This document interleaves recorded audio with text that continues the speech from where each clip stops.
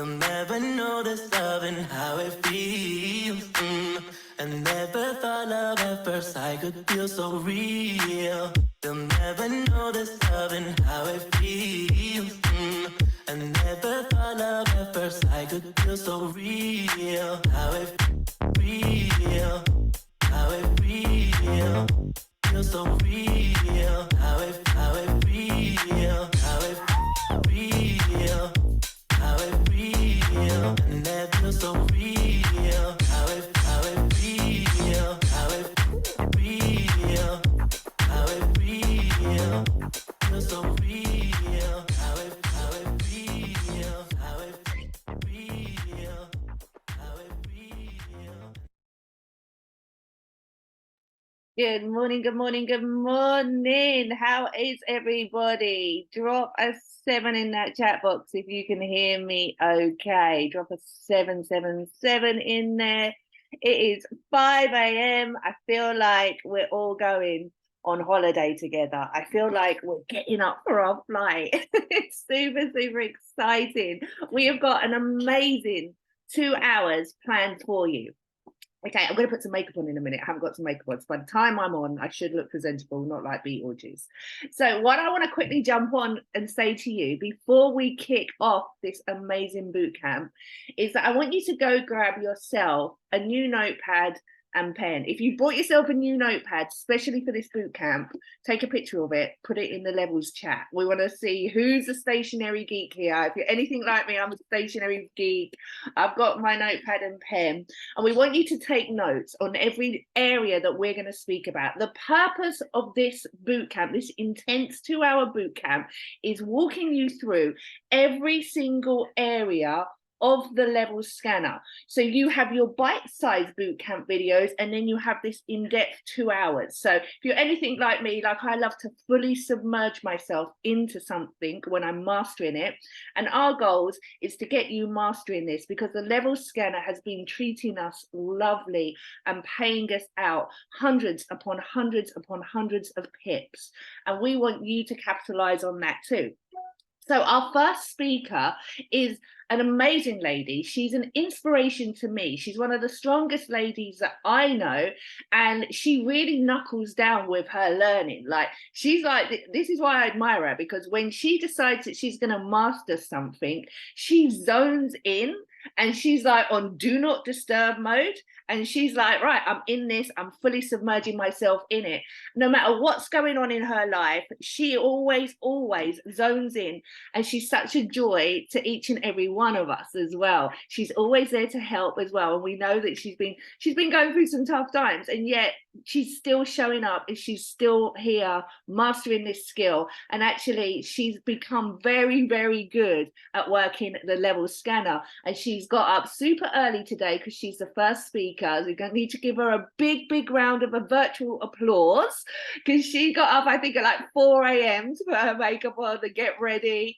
No makeup, that's good. I'm no makeup either. Well, you look like you've got makeup, you look beautiful. So everyone, put some 7s in the chat to keep it up for our amazing Lara. She's our first speaker.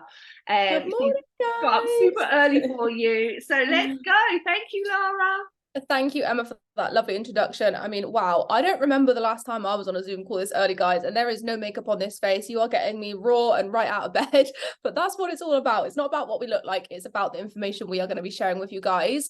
So just in case some of you don't know me, I will just like give a little explanation of who I am, how long I've been in the academy, and kind of the journey I've been on with my trading.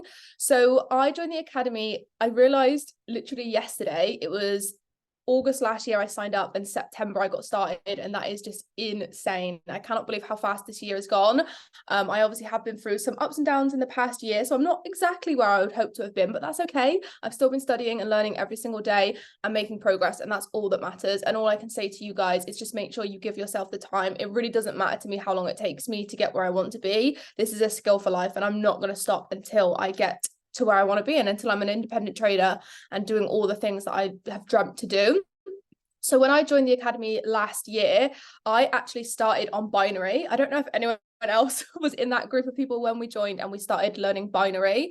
And then I went through binary into other educators on TBX, and I'm not joking you, I must have been on every single educator on the TBX schedule. I've tried every single strategy, and I actually, funnily enough, I only started learning levels to help my team. I'm a P1000, close to P2000 in the business, and that's really my passion, is helping other people. And I started learning the level scanner to help people in my team who work full-time, who are busy mums, things like that, because a lot of people in my team were saying to me, I don't do this full-time, I haven't got time to be on, or I can't get on this educator's call at 2 o'clock in the afternoon, you know, it's school pickup time, all of those kind of things. So then I had people asking me, what's this level scanner where you can set these pending trades? And I was like, I don't actually know how to use levels. So I started learning it, and then I was like going on my demo, setting these trades, opening up my demo account and seeing all of these blue numbers and all these pips I was catching, and I was like, wow, I set that like 2 weeks ago and I just completely forgot about it. Like, this is really, really powerful. So then I started to be like, well, you know, even if I am doing this full time, who doesn't want freedom? You know, I hear a lot of people saying, people who do this full time, you don't want to become a slave to the charts. And it's so true, because I don't know about you guys, but I've done other strategies before, but I've just literally been like glued to the charts for 12 hours a day, because I can't bear to pull myself away, because I'm like, what's it doing? Is it going in my direction? Oh my God, I'm having heart palpitations. So I actually fell in love with levels by teaching it to some of my own students myself. So I started getting deeper into it. I learned levels from Emma's original bootcamp. Like, thank you so much, Emma, because that bootcamp to me made it so simple. And then obviously levels went through some updates recently, and that's why I actually instigated us remaking that bootcamp, because I know how powerful it was to me. Oran is amazing. He's an incredible, incredible teacher, but I don't know about some of you guys. Maybe you're like me. I have quite a short attention span. So I just find sometimes his videos were too long. So I really wanted to give the team something that was like bite-sized. And then the more I've taught levels to other people, obviously the more I fallen in love with it myself. So what I'm going to be doing today is, let me share my screen and get levels up. I'm going to go over like the basics of levels, how, like, where to find everything, where the key features are on the level scanner, just for like brand new people, and obviously so you can share this with new people when they get started. And then I'm also going to teach you how you can buy and sell off of the supply and demand zones, which is the simplest, easiest way to find trades. This is what I get all my new starters doing when they first join, because it just shows them how simple trading can be. And then also I'm going to cover the Monday boxes, which is really, really exciting and fun, and just an amazing little tool that we have. So the first thing I'm going to show you guys is, like I said, just some of the basics. So when you open up your level scanner, you've obviously got the currency pair that you're on here. That's kind of like, I always just double check that before I enter any trades as pending, like just triple check, what currency pair am I on? You've got your time frames here, so you can choose your different time frames. Everyone will have their preferred time frames. Levels works on every single time frame. As I mentioned, I started off on binary and TBX, and I found my home with FRX, because for me, the whole scalping, fast, heart palpitations, that is not for me. I like slow and steady. So I like the 1 hour and the 4 hour, but again, that's just personal preference. Like, levels works on every single time frame. I know there's some absolute amazing traders who use levels on the 5 minute and 15 minutes in our chat. I see them posting their charts in. I'm like, wow, you're crazy, but it's whatever works for you and whatever you like. So for me, I'm always normally on the 1 hour or the 4 hour chart. Then I'll just go along here. You've got this new section here, which is for notes, which is actually really cool. So this is where Oran, the educator who created levels, can leave little notes about different pairs. So you can come onto here and just be like, what's Oran looking at? You know, go and check it out. The reason I love levels so much is because it is so good for beginners. And actually, I'm going to show you master trades as well, which is again where you can get trades from Oran. So when you are new yourself, or if you're bringing new people in, there's so many prompts and helps that they can have from the educator who created levels, who is insane, that they don't have to feel the pressure to go and find their own trades immediately and themselves, which is really, really good. The next thing I'm going to show you is this new feature here, which actually gets your currency pairs up and hides them. When this first came out, I was like, where are my pairs? I can't find them. What do I do? So if anyone else has been feeling the same, that's just that button there. And then this next feature is probably the thing I use the most on the level scanner, and this is your lot size calculator. So I personally never enter a trade until I've used the lot size calculator. I have 3 different accounts, all with varying amounts in them. a couple of funded tests as well. So they're all like different sizes. So I will never just whack on a trade and just guess the lot size, because that's just a recipe for disaster. Before you enter any trade on any account of any size, you want to know exactly what are you risking. You have to predetermine your risk. That's the only way you're going to be a sensible, cautious, consistent trader. So you put in the amount of your account here, say $100,000, how much you're willing to risk, 1%, so you're risking £10. Then you put in your entry point, your stop loss, and then just hit calculate, and it will tell you exactly what your lot size should be for that trade. And because with levels, you're often setting pending trades, there's no like rush to figure out your lot size. That's also what I didn't like about TBX, because I felt like, oh, I've got to get into the trade right now. And then I would just guess my lot size. I wasn't predetermining my risk.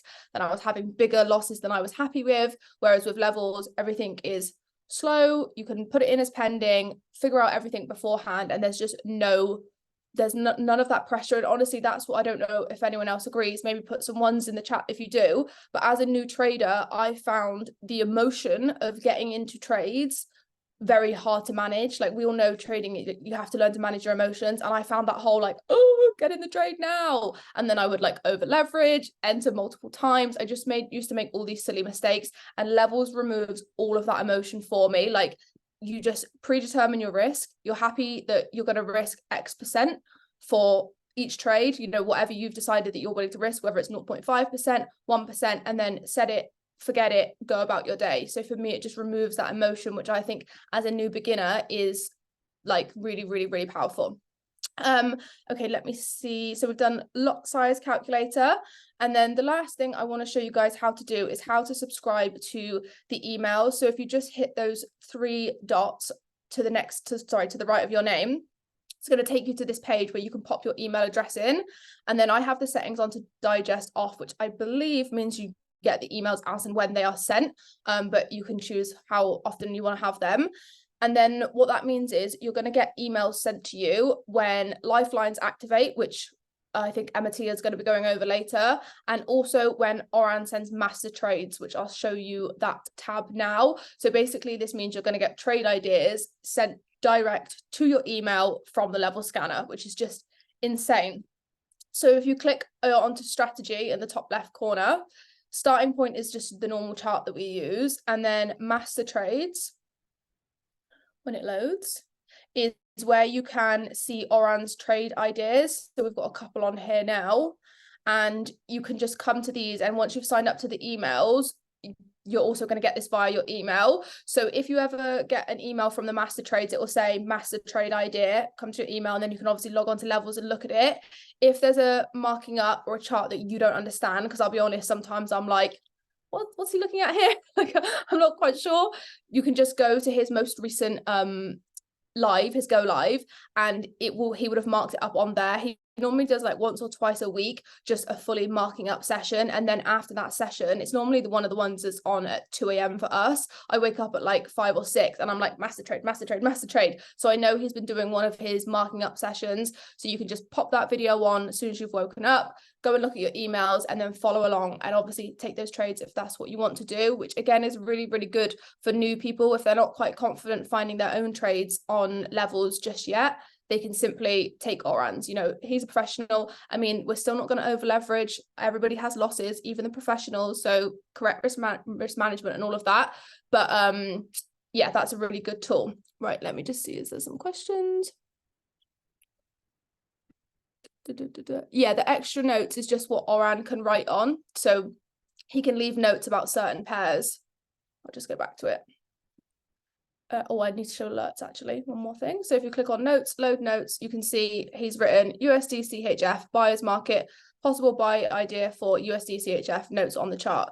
So it's just like little messages he can leave you about certain pairs. And then one thing I almost forgot is the alerts. So this is a really useful tool as well. So if, for example, you're waiting for the market to come down and break your starting point, if you're already experiencing levels, you know what I mean, you might want to set an alert for your starting point, and then if you come to your charts, your alert's gone off, you can obviously just go and look and then enter that reversal. So very simple, create alert where you want to put it, show pop up, play sound, and then just save the alert, and that will beep at you. And every morning when I come to the level scanner, I just click show my alerts and just see what's gone off. So if things have been triggered, then I'll go and have a look at them and know that it's calling my attention.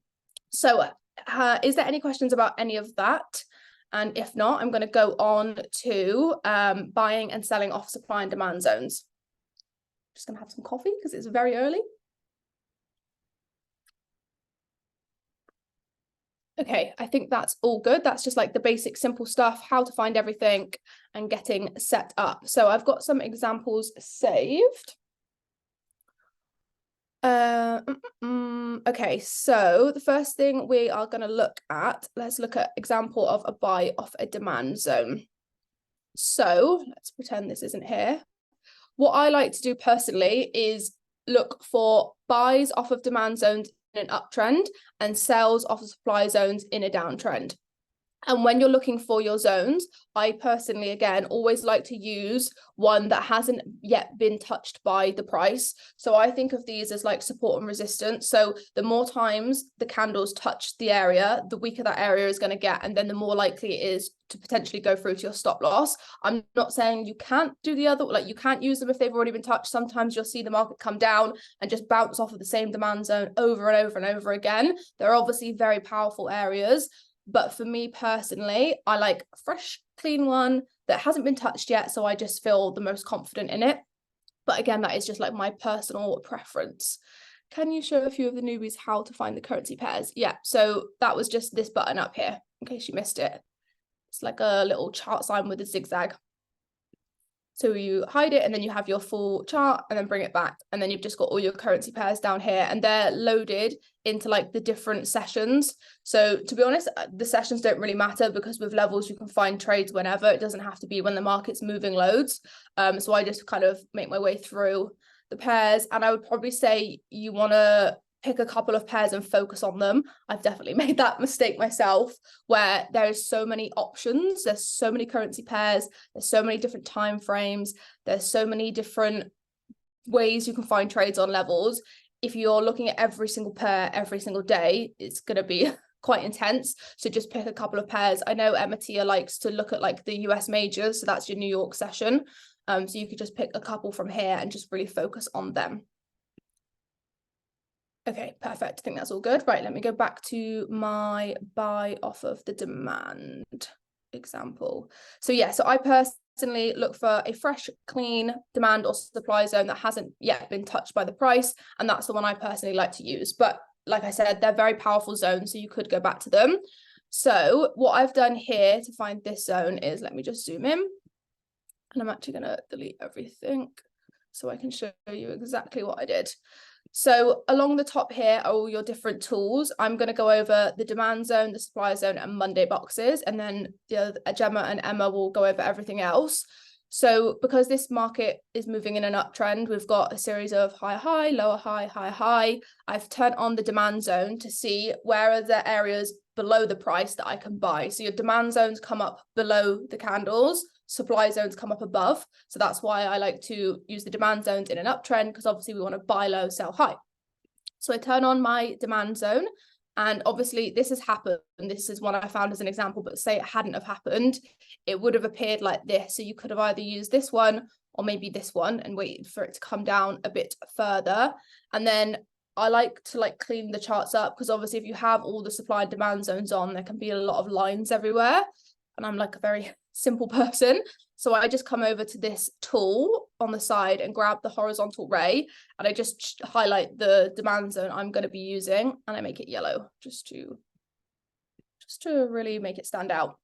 And then I turn off the demand zones because I've chosen the one I'm going to use. I don't need to look at anything else. And then we would have, say you'd seen this when only like these green candles had formed. It was like this.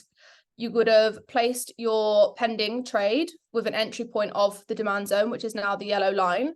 So I would have just got my long tool like this, set my stop loss somewhere down here, and then taken this thing up. I like to look for a 1 to 3 minimum risk to reward, but again, that's kind of personal preference. And while you're learning levels, I get my students sometimes just to go for a 1 to 2, just to get comfortable doing that, and then you can obviously build up to getting higher risk to reward. So can you see how the market has literally come down, touched this demand zone? It did come a bit below, but as long as you had a fairly decent stop loss on there, that was 21 pips stop loss, so we'll make it 20. I like round numbers. Then it's shot up, like absolutely flown. So that would have been an amazing buy off the demand zone. And it really is simple as that.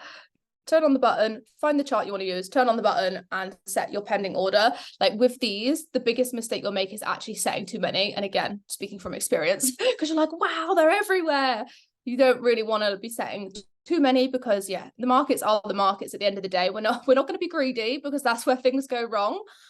Yeah, Lucy, guilty. Me too. And you'll get an eye for it. Like the more you do it, you'll be like, do I like that one? Do I not like that one? And yeah, so that's a simple buy off of a demand zone. If anyone's got any questions, just pop them in the chat. I've got a few more examples to show you of the same thing. So let me just go to another one. Is that a question? Same plus stop loss stops me out. Yeah, so if you are constantly having stop losses stop you out, maybe just try and use a slightly bigger stop loss and not be so like tight on it. Again, it's all kind of trial and error. Okay, let me find another example. Okay, so this one, I found an example of one that's not yet happened.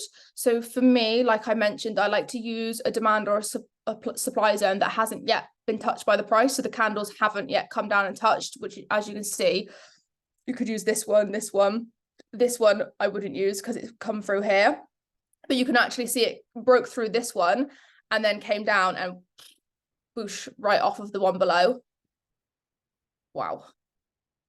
Like 100 pips basically. So this is one that I would personally have found, drawn my yellow line, turn off all the other noise, and then I would set this as a pending trade in my MetaTrader 4 or MetaTrader 5. I've personally chose to put my stop loss just below this swing low.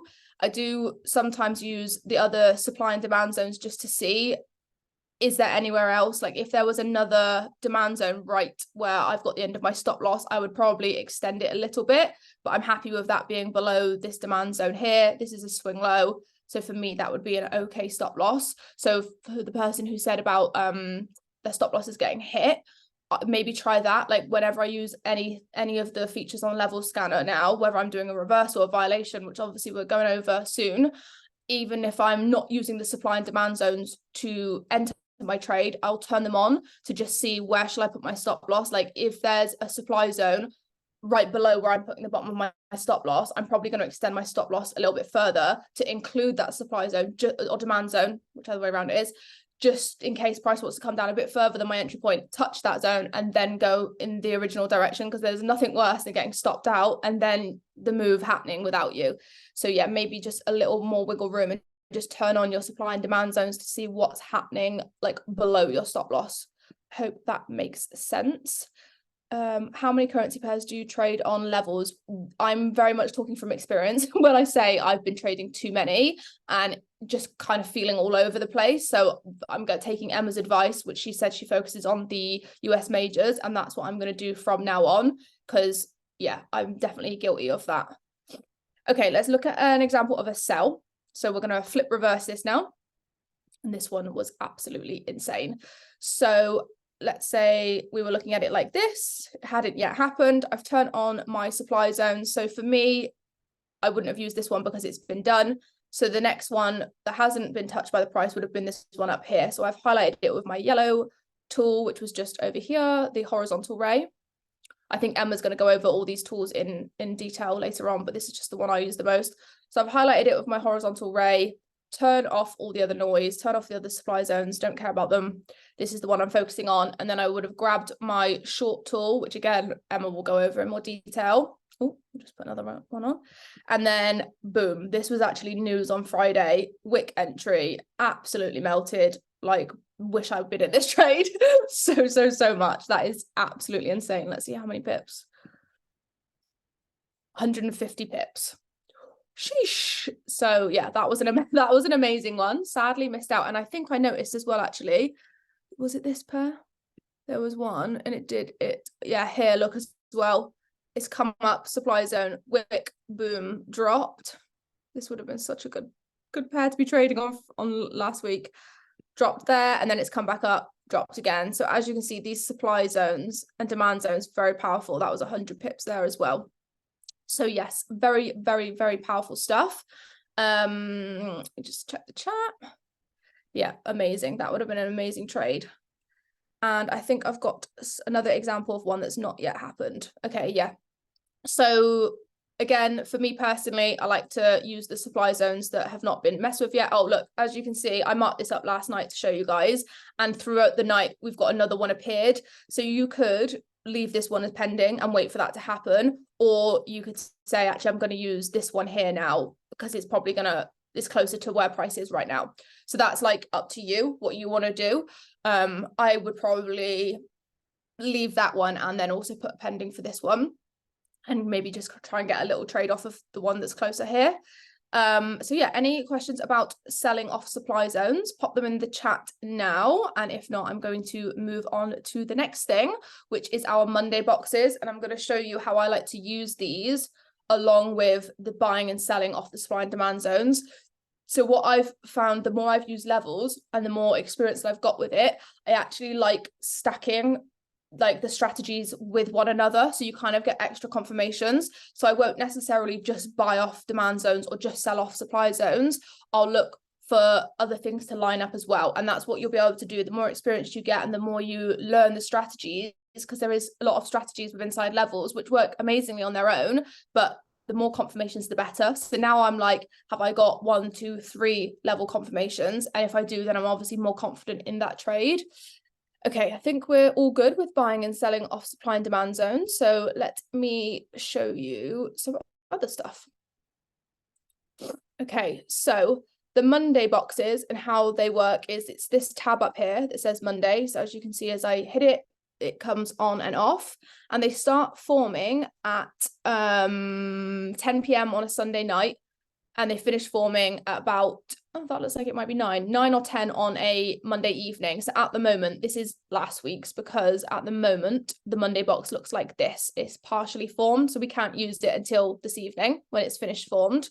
And then the way they work is, if I zoom in, zoom. Can you see here it says 50% of Monday, and there's like a very faint dotted line that's running at 50% of the box. So that's the really crucial thing with the Monday boxes. And what we're looking for on a Monday evening when the box finishes is the market above the 50% line or is it below? And it's very, very simple.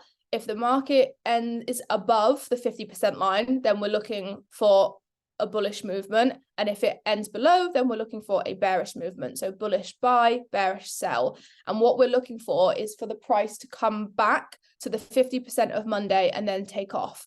So as you can see, this may well have been our 50% of Monday move. And yeah, the market just absolutely flew. But like with the supply and demand zones, wow, 130 pips, crazy. Like with the supply and demand zones, the 50% of Monday is a very powerful area. And I've seen Oran, Coach Wright, talking about this and how a lot of the times the market will respect that area over and over and over again. So what I did for this example was to show you this has basically come to the 50% of Monday, and that could have easily been your Monday box move, absolutely smashed. But what you can also do, and this is what I like to do, is to stack the strategies on one another and just get those extra confirmations, is I looked for demand zones around the 50% or vice versa. So obviously this Monday box has closed above the 50%. So we were looking for buys on this particular pair, which is Euro AUD. So then I've turned on the demand zone and seen that there's one that lines up pretty much with the 50%. Can you see the 50% is there? My demand zone is just a little bit higher. So to me, that's like ka-ching, two boxes ticked. There's 2 reasons why this market might buy from that area, not just 1, 2. That's even better confirmation. So then you can set your pending order. So you may have found this like when the market was here, set your pending for down here, go away, go to work, carry on about your day, whatever it is that you're doing. And then this would have activated and obviously absolutely smashed your TP, which was a nice 1 to 3. Let me just check the chat because I saw some questions. How many pending do you have set at one time? I personally get a little bit stressed if there's more than like 3 or 4, but I am on a funded test, so it's probably a little bit more stressful. So, but I think it's personal preference, but for me personally, I would say like 3 or 4 is a good amount to like be able to still monitor them and not have too many potential losses. What time did you say check for Monday boxes? Emma Tia, do you think this is actually 9 that it ends?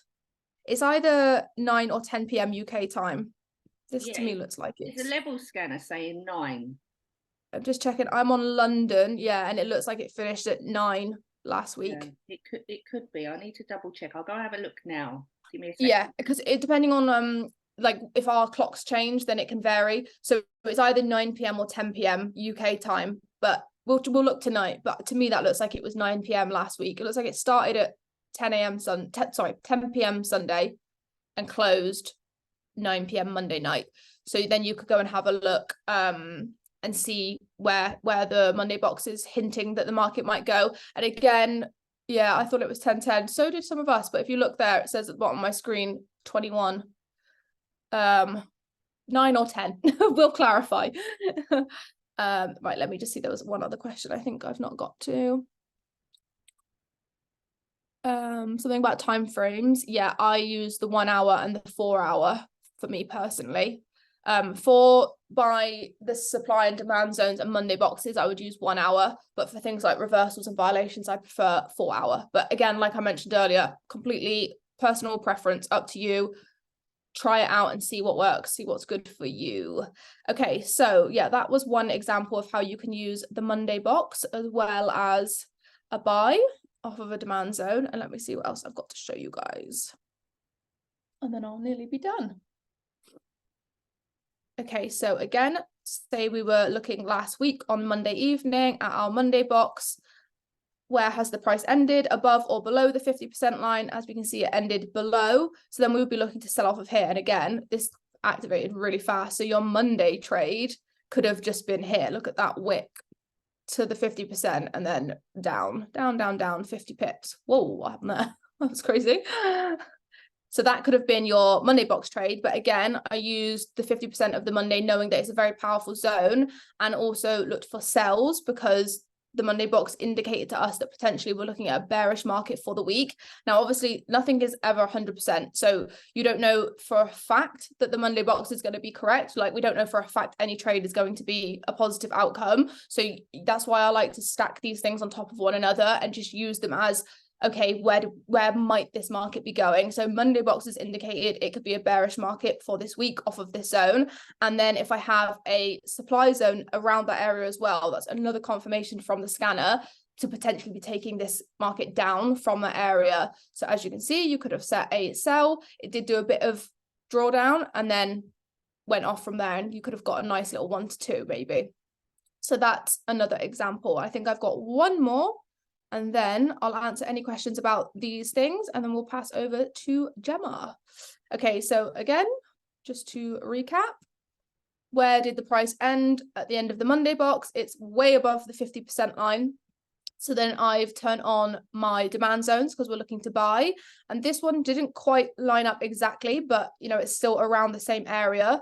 So that's where you could have set your pending. And again, that was a really, really, really, really good trade. And what I noticed on this one as well, actually, is you can see this demand zone above, the market came down and reacted quite nicely off of it for the first time, 60 pips. But then as it's touched it again, it's fallen through. So that's why for me personally, I don't like to use ones that have been touched by the price already. I want a nice fresh demand zone. No candles have touched it yet, because for me personally, my experience, you're more likely to get a nice reaction off of that one. Like this here is still amazing, like 60 pips is amazing, but I then wouldn't have used that one again. I hope that makes sense.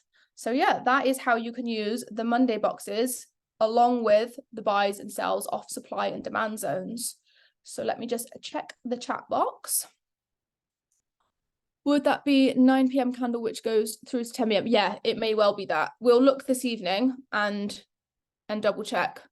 But for me personally, I don't stay up that late. So I would look at the Monday box the next day anyway, and then just see like where possibly. I mean, you might miss those initial move, as you saw on some of the other examples. It like the Monday box closed and then the next couple of candles came down. But I like to trade earlier rather than later. So I personally wouldn't be looking at it until like Tuesday morning and then just using it as an extra confirmation. But if you want to stay up on Monday night and look, then you could obviously wait for the box to close, but it might coincide with spread hour then. So you probably would want to wait until like 11 p.m. anyway. So if the market is above 50% after Monday, it's bullish, and vice versa. Yeah, so just go over it one more time, zoom in. So you see the 50% line. If the market ends above, then what you're waiting for is the market to come back down to the 50%. Like this is just the Monday strategy. So let me turn off the demand zones. If you're just trading Monday boxes, if the price ends above the 50% zone, then you're looking for it to come back down, and then your entry point is the 50% zone, and then you're going to take it up for a buy. If it ends below, then vice versa. So you're looking for it to come up to the 50% and then sell. So that's why I like to look for a supply or demand zone around the 50%, because that's an extra confirmation for that entry point and obviously which direction you're going to take it. So this one was a bit below, but it still means there's a lot of buying potential in that area. Okay, perfect. Right, I'm done for my section now. So I'm going to hand over to the amazing Gemma. Gemma is actually one of my students, and she started using levels before me. Again, she's one of the reasons where I'm like, damn, I got to give this thing a go, because other people are winning over here. And I'm like stressing out, staring at the screens, glued to my charts all the time. So Gemma's been one of my inspirations to get into levels. She's absolutely smashed it. And Gemma's also just crushing her trading. She's doing amazing, has recently passed a funded challenge. So make sure you've got your pens and paper at the ready, so you're ready to listen to this absolute levels queen. Thank you all so much for getting on and listening to me and looking at my face this early in the morning. I hope it's been useful. And yeah, over to you, Gem. Oh, do I have to pass the thing over, or can you unmute? Hi, can you hear me okay? Yeah, can hear you. Yeah. Thank you so much, Laura. That was absolutely insane. Like, you know, I've been using the level scanner now for ages, but just like watching Laura explain all of that, like even I learned so much. So thank you so much. And I really hope that you all learned so much about that. I'm probably just going to jump straight into reversals and violations, obviously with Laura covering all the basics and, you know, the ins and outs, and the first steps to basically get going on the level scanner. And obviously, you know, explaining the buys and sells of the supply and demand zones. With levels as well, the amazing thing is that, like Laura explained, you know, there's so much to do on it, like the choices you have to do, all the different strategies on it, and it's just finding what works for you. Like I joined now literally about the same time as Laura, it was just after. And when I joined, I was the same, you know, I was starting with TBX first. Now, you know, some people might love TBX, but personally for me, it was like heart palpitations, stress, and I just thought, oh my God, if I'm doing this for like forever, I just didn't want that type of trading. So I have now recently moved over to FRX myself as well. And I definitely have found my home there because I just find it so less stressful. And this is the beauty with this level scanner. Like, you know, it's just setting them as pending, like going about your day, not having to be glued to the chart all day for hours. That to me was just like heaven. And that is what I've been wanting. So I think it was around about, like I said, I joined maybe about a year ago now, but it was a good couple of months before I actually started like taking it seriously. I don't know if anyone else was the same, where you just kind of joined, you were like floating about for a little bit until you actually got stuck fully into the academy. And when Emma Tia, like, oh my God, thank you so much, because I'm like Laura, I learned purely from Emma's trainings of the level scanner because of how simple she explained it. Like I was just obsessed from her trainings. I was like, oh my God, this is so simple. And I picked it up really easy. And that's how I knew as well that levels was definitely something for me. And, you know, levels as well has helped me recently become a 10K funded trader. Like that is how insane the level scanner is. So if you're, you know, wanting to maybe become funded in the future and you think, could levels maybe help me do this? 100%. Like every strategy, my voice is so bad this morning. But yeah, every strategy works, every educator works, you know, but levels, I just find it so simple to use. But I'm going to stop rambling for now, and I'm going to go and share my screen. Hope you can all see this okay. Okay, there we go. So yeah, like I said, I'm just going to get straight into showing you reversals and violations. Now, with reversals and violations, these are definitely something that I prefer to use. But again, you know, everyone is so different. Everyone's got their personal choice of what they like to use. You could join this and think, you know what, I just want to stick to buying and selling off supply and demand zones because of how simple they are. That is absolutely fine. I would definitely recommend with this, and it might take time, but sticking to maybe 1 or 2 strategies on it. Like, I've been there, Laura's been there, where you just kind of run around, you want to try everything because there's so much to do. And it's the same with the currency pairs, like Laura mentioned, you know, there's that many currency pairs, and I'm so guilty of this, where I've had weeks and I will just flick through every single currency pair just looking for trades, like literally just going through every single one. And that, it's not, I mean, it could work, but I found from personal experience, it's definitely not the best way to do it, because I just haven't had really much success. Whereas when you actually, you know, just like zone in and focus on a certain currency pair or whatever it is, you might have much better success. So, but again, like, it's completely trial and error. You're gonna, you know, you're gonna have mistakes, you're gonna find what works best for you, and that is obviously, like, you've got to go through it. You know, someone can't tell you what you can and can't do with this. It's literally just finding out for yourself. So I've actually got an example on the screen now of a reversal that has happened. So like Laura's just spoke about with the supply and demand zones, which are basically like continuations, reversals are then what happens if they have failed. So say, for example, you have went and set a buy off a demand zone. If you then come back, say, the next day, or you find that it's hit your stop loss, this is the amazing thing. What I love about levels is that there's always something to do. Say if you are using, I don't know, like just some other random strategy, and you're in a trade and it might have hit your stop loss, it's kind of then like, okay, it's hit stop loss, you know, moving on, go and find another trade, or, you know, have a look around.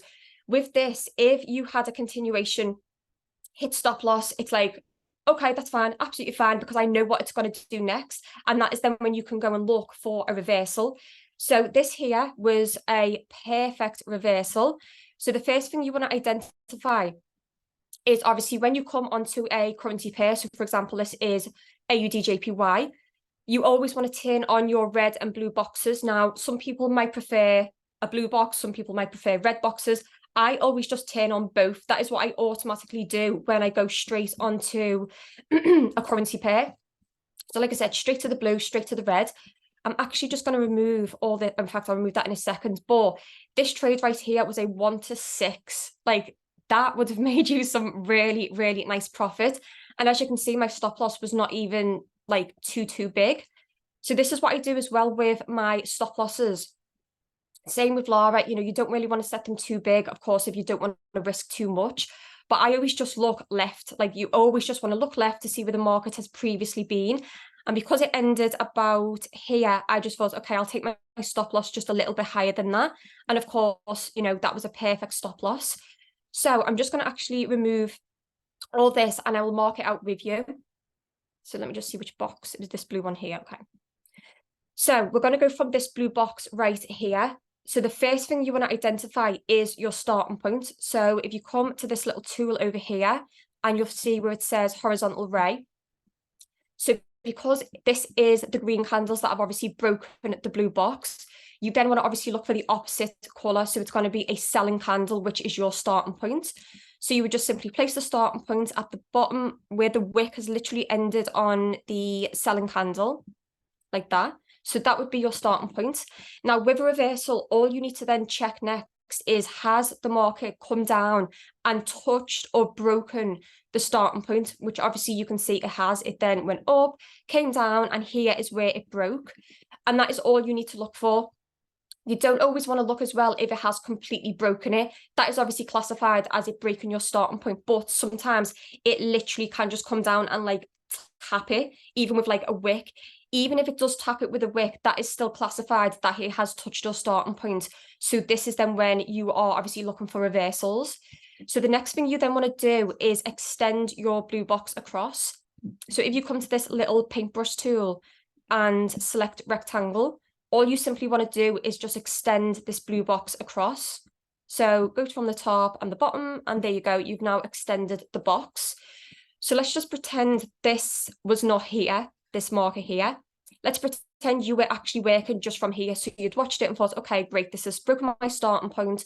All you then want to simply do is wait for the marker to come back into this rectangle, and you would take it down for a cell. That is literally all you are doing. So it is so easy to do. So I would then go and get my short position. And I would go, okay, so I'm waiting for it to come back up to the rectangle. So all you would then do, I always put my entry point right at the bottom of the blue box, because again, with when you're waiting for it to come back into your rectangle, sometimes it doesn't have to enter like directly into the box, or, you know, I mean, it could always finish above, but sometimes I have actually missed reversals because of the fact it could come up and actually just tap the bottom of the box before obviously going in the direction you want it to go in. So this is why now I always set my entry points like smack bang on the bottom of the box so that I don't miss that entry. And then again, I obviously had my stop loss round about somewhere like that. So that would have been obviously perfectly safe. And then, like I said, you could have took this thing all the way down. I think it was around about there. Oh, no, it wasn't. It was like a little bit more, which would have give you a somewhere around a 1 to 6, which, like I said, is just an amazing trade. So that is exactly how you find a reversal. I have got another one, I think maybe in the opposite direction, which I'm going to show as well. Let me just see a minute. Go to my save charts. Yeah, I'll go over violations in a second, actually. Okay, let's check this reversal. This is one that I've marked up, and I'm actually going to cover as well, having extra confirmations for a reversal. So this one again here, we're going off, obviously, this blue box. So because this was a rally of green candles that broke the blue box, obviously the first thing you want to do is, okay, identify the starting point. Let me just make this a little bit bigger so hopefully you can see. So obviously then the last selling candle is this one right here. So that's all you need to do is just look literally for the last. If you sometimes get a bit confused, I always just go, okay, you're just literally looking for the opposite color. So if this was obviously a red box, it would be a rally of red candles, selling ones that had broken it. So then you would simply be looking for the opposite, which is obviously a green candle, buying candle for your starting point. So obviously here, this red candle is our selling candle. Just, you want to place your starting point literally here. And then all you would simply wait to do. Oh, I'm going, hang on a minute. Just had something pop up on the screen. Yeah, so then all you literally wanted to wait to do is for the market to come down and break this starting point, which obviously it has here. So then you know you are obviously looking for a reversal. Then all we need to literally do is, because the market is currently here, this is one that you would set as pending. So this obviously has not activated yet. So you would obviously sell this as a sell limit on your broker. So wait for the market to come up. You want it to come and literally enter anywhere into this rectangle. It could tap the bottom. It could come into the middle. It could even come just above. Hopefully it doesn't come too high, or this will obviously stop us out. But this is all you are then waiting for. And in fact, no, you're not even waiting for it, because you would have set it as pending. This is the beauty of it. So you could find this and think, okay, set it as pending, and this will activate on its own. You don't have to worry about it. And it will just activate obviously when it's ready. So again, it would come into the box and you would take this thing down for a sell. Now, what I like to do as well, like Laura touched upon with having extra confirmations, this is the thing with levels. Like, if you do find an idea, whether it's a continuation, reversal, or a violation, I always find the more confirmations, it's just a much better entry, and, you know, it's a lot safer in my opinion. Like, if you have one confirmation, amazing. But I feel like if you have maybe 3 confirmations, that is obviously, you know, a lot better to then go in for that idea. So I actually turn on the demand zones, which, as we know, we buy off demand zones. So with this one here, this is how I then kind of knew where to take my take profit to. if you are ever like kind of struggling, you know, where do I take my take profit to? Just sometimes turn on the either supply or demand zones, and this can actually guide you and give you a rough idea of where to take it to. So with this one, obviously we have a demand zone here because this is our starting point. And then we have one right here as well. And this is why I took this thing down to this demand zone, because obviously then demand zones we know we buy off. So that is why I didn't really want to take this any further. But even if you did take this one, that is still a nice 1 to 4. So you get really good profit with that. You're not risking too much, you know, you're only risking 1%. So yeah, that to me would be a really, really good trade. And vice versa, you know, if you are maybe going in for a buy, you could always then turn on your supply zones to see where there is levels that you're going to sell from. So you would know where to take your take profit up to. So yeah, I hope that one made sense. I'm actually now going to cover, not reversals, I've just covered that. I'm now going to cover violations. So again, you know, this is just the beauty. Like if one thing fails, you then know what to do next. With me personally, like I said, though, I do focus more on just reversals and violations. I tend to just stick to them too, because from the beginning, I've just always been drawn to these two.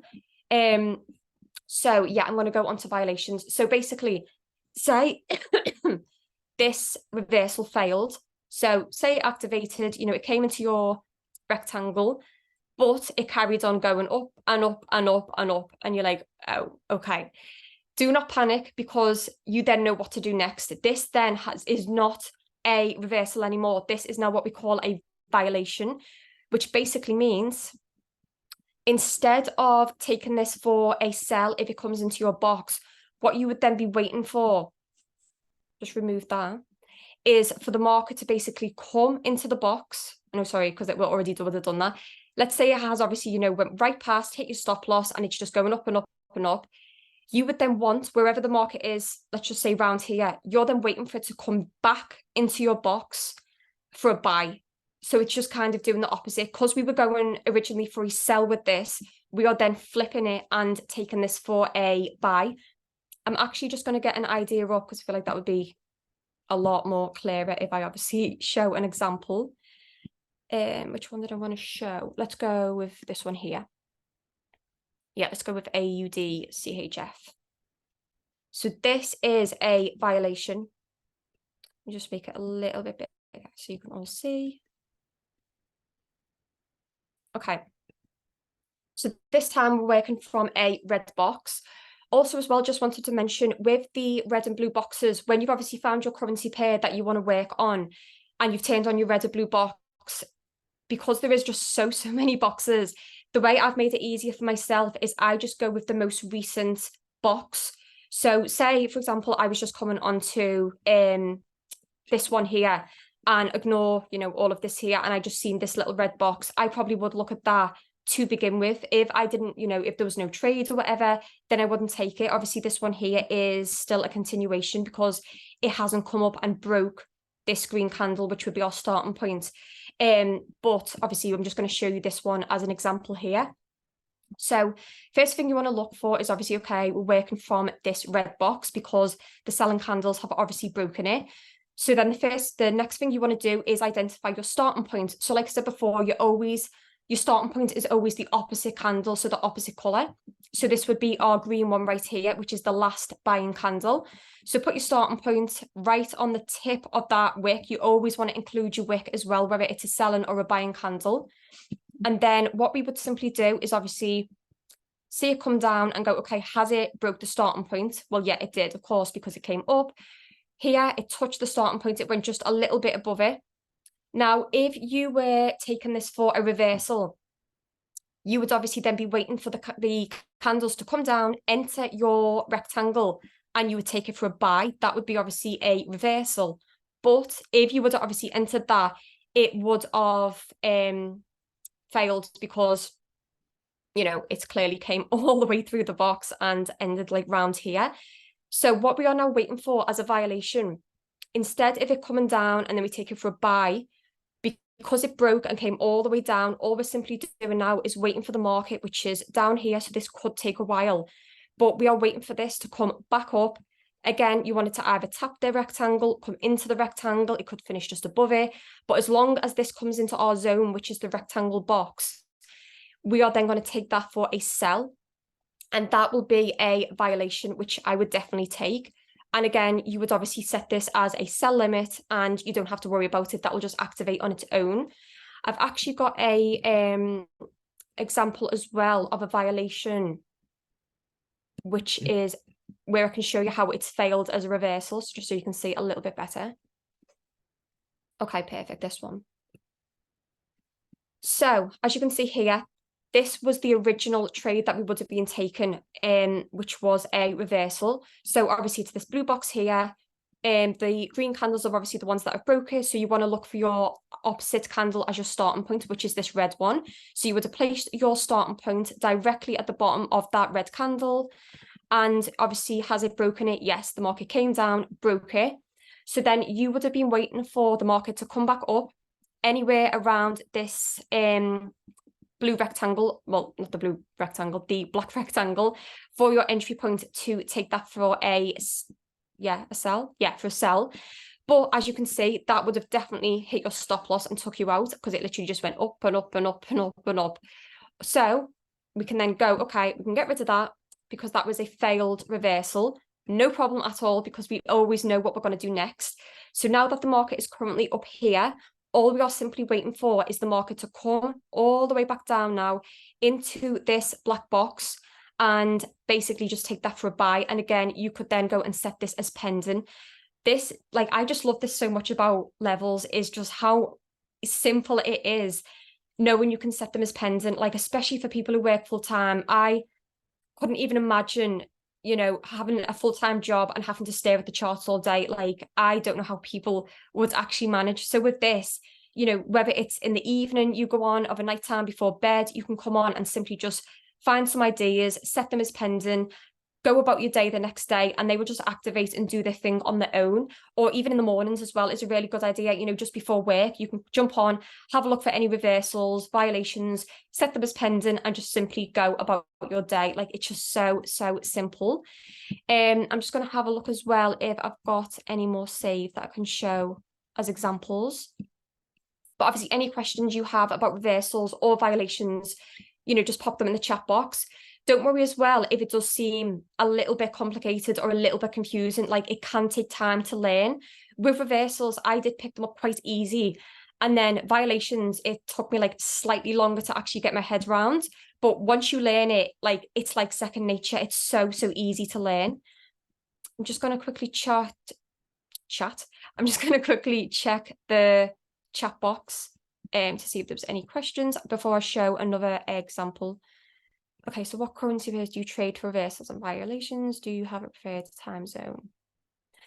Yeah, so with time zones, I'm the same as Laura. I always stick to 1 hour and 4 hours because, again, you know, the longer, basically, you can't literally trade like on a 1 minute time frame with this. I mean, that to me is like heart palpitations central. So I would definitely avoid. But I mean, you know, if you want like really quick trades, absolutely go for it. You can obviously do 5 minutes, 15 minutes.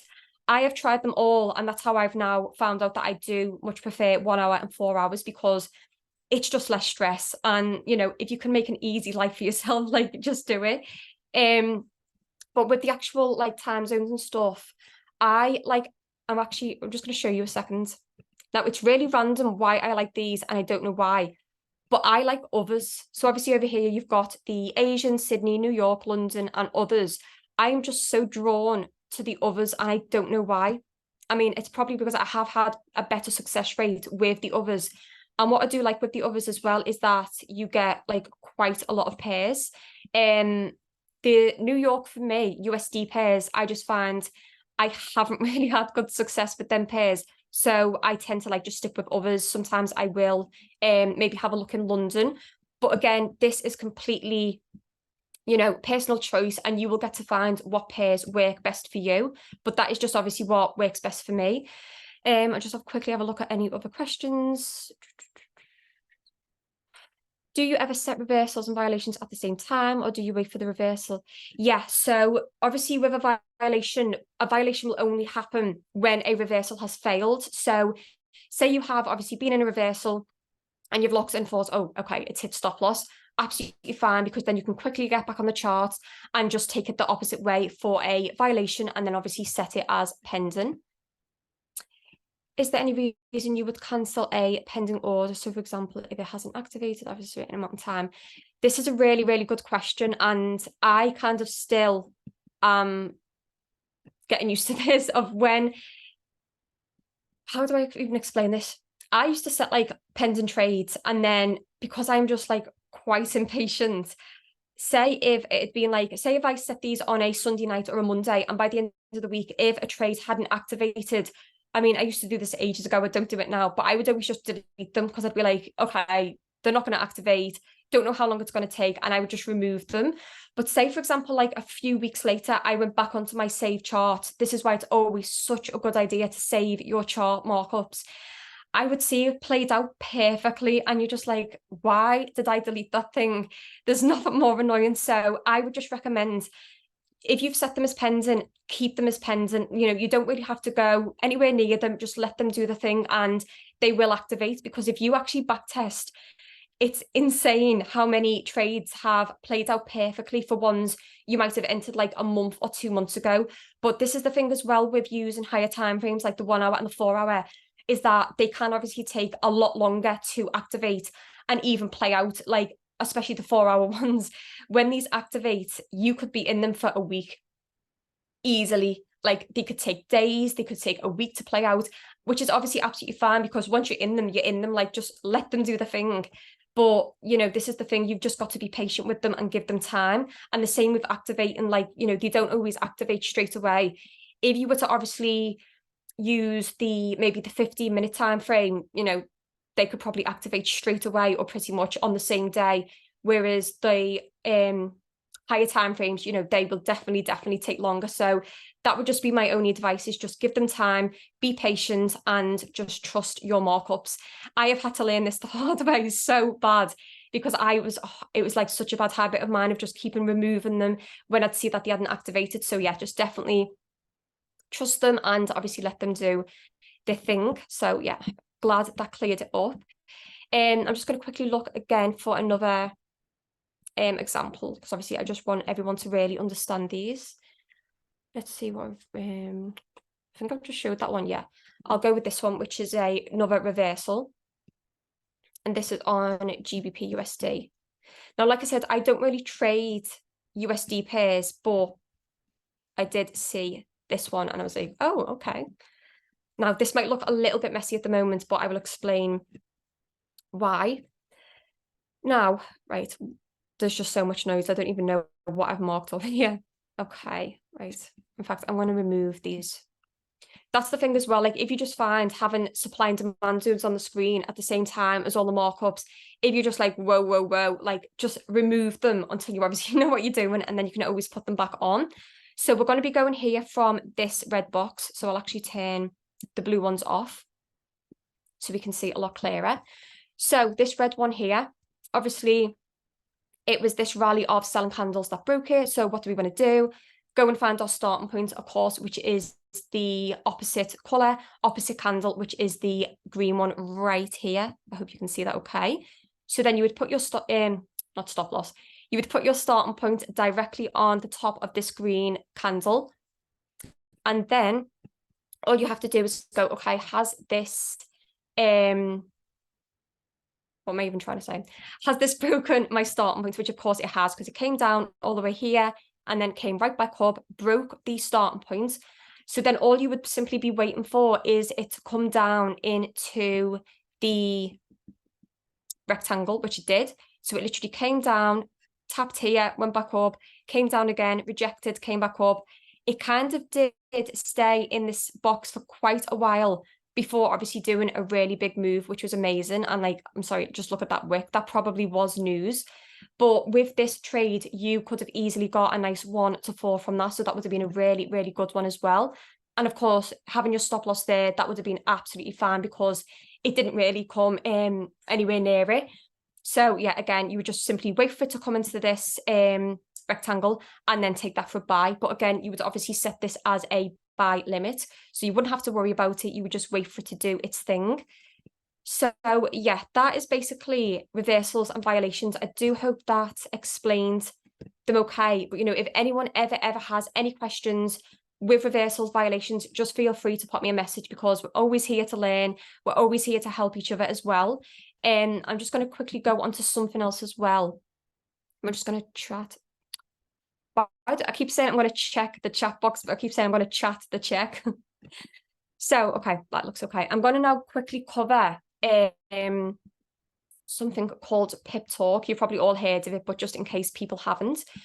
So I'm just going to go over here to Pip Talk. I would really, really recommend subscribing to Coach Wright on Pip Talk. If you haven't already, obviously this is on the actual I Am Academy website, but you can obviously download I Am Academy onto your phone as an app. And that is then when you can obviously subscribe to all your favorite educators. So I've actually subscribed to quite a few. But if you are learning levels, definitely make sure you subscribe to Coach Wright, because when you're obviously learning, this is just going to be so helpful. Because if you are maybe a bit busy throughout the day, you know, you're going to then get notified through Pip Talk on your phone with any notes or ideas that Coach Wright has then put into this. So, you know, if you come on here, he's literally put so much value on here. He's put stuff like the perfect buy concept, and then he always adds links so you can click on them. He's put the perfect sell concept, and he's put study material. So with Coach Wright, he always likes to set the students homework to do as well. So, you know, he'll set you stuff, and then you can maybe go away and look at it, or do your markups with what he is suggesting. And then again, you know, he always adds little notes in to say when he's going live. And I think he has actually he always gives ideas as well. So here where he's put Tuesday market ideas, so you could just simply click on these and have a look at his ideas as well. Now, the thing as well, and Laura mentioned this with master trades. Sometimes if you were to come, say on Pip Talk, you have the little notification, come on, clicked on one of his links and it was a chart markup, you might look at it and be like, okay, I don't understand this. You just can't read it properly.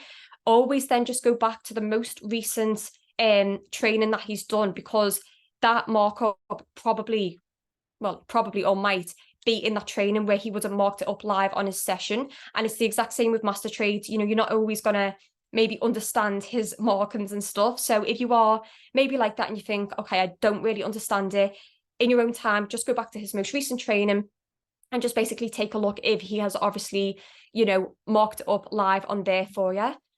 So yeah, that is his Pip Talk. And like I said, he is so just on, he's like on the ball with his Pip Talk. He's always updating stuff on there for his students. So yeah, that is basically just showing you a little bit about Pip Talk, reversals and violations. I just quickly check this as well. Yeah, okay, I think that's all good. So yeah, like I said, you know, anytime you maybe need help with stuff, just please feel free to ask, or, you know, even ask Emma, ask Laura. We're always here to help, because we just really want everyone to smash this level scanner, because the results you can have from it are insane. And like, we're in now, what, August?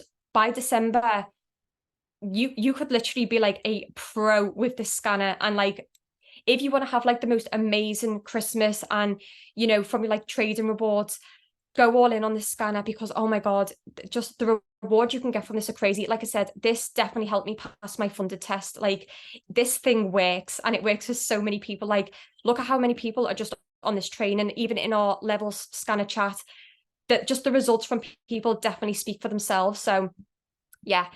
Thank you so much, though, for listening to me ramble. And like I said, I'm always here to help and answer any questions you have. But I am now going to pass back to Emma Tia, who is just absolutely the ultimate levels queen. And I definitely learned everything I know from Emma. So yeah, just please make sure you listen to every single word she says. Take so many notes, because like, I'm just in awe when I listen to Emma explaining things. So I'm going to pass back over to Emma now, if you're there. Thank you so much, Jem. You have absolutely crushed it. I love seeing you win. I love seeing you coach people, and you've dropped a ton of value today. Guys, put some 777s in the chat for Gemma. Hasn't she dropped some values? And put some 8s for Lara, because Lara also dropped tons of value as well. Ladies, thank you so much. Amazing. Okay, so let me the other screen, perfect. Let me see if I can get my screen shared for you. Let's see. Jem, can you stop sharing your screen for me? We've still got your screen, honey. Perfect. Superstar. Thank you so much. Amazing. How are we all feeling? Are we awake? Are we all awake? Do we need some music? Do we need a 30-second dance party? Let's go. I think we do. Let's go. Let's go. Let's get everything up. Who's going to catch pips for Christmas? Let's go. Yes.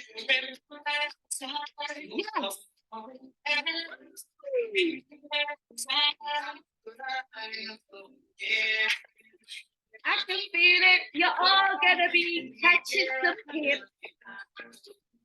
Yes. Okay. You're all gonna be catching them pips. Amazing. Amazing. Okay, guys. So what I'm gonna do quickly is just share a little bit about you of how I come to find like the level scanner. And really how I zoned in with the level scanner as well. Guys, like, listen, I'm no one special. Look at me with my clothes maiden behind me. This is how, like, signs of a mum, okay? Clothes maiden. The weather's been like so rubbish, I can't get my washing out.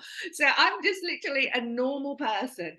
And, you know, with life, you get ups and downs in life. Each one of you has gone through something. And most of you know I've been going through a lot recently. Same with Lara. Like, we go through stuff in life. It just happens. It doesn't pick you out and you're the only person to have stuff thrown at you. We all do. It's all part of life. It's all part of us learning and growing. And I'm not going to lie, like, I've got really changed by the situations that have happened. I've never experienced death before. Then I had two, one after another. I've never experienced anxiety before. Guess what? I started to get anxiety.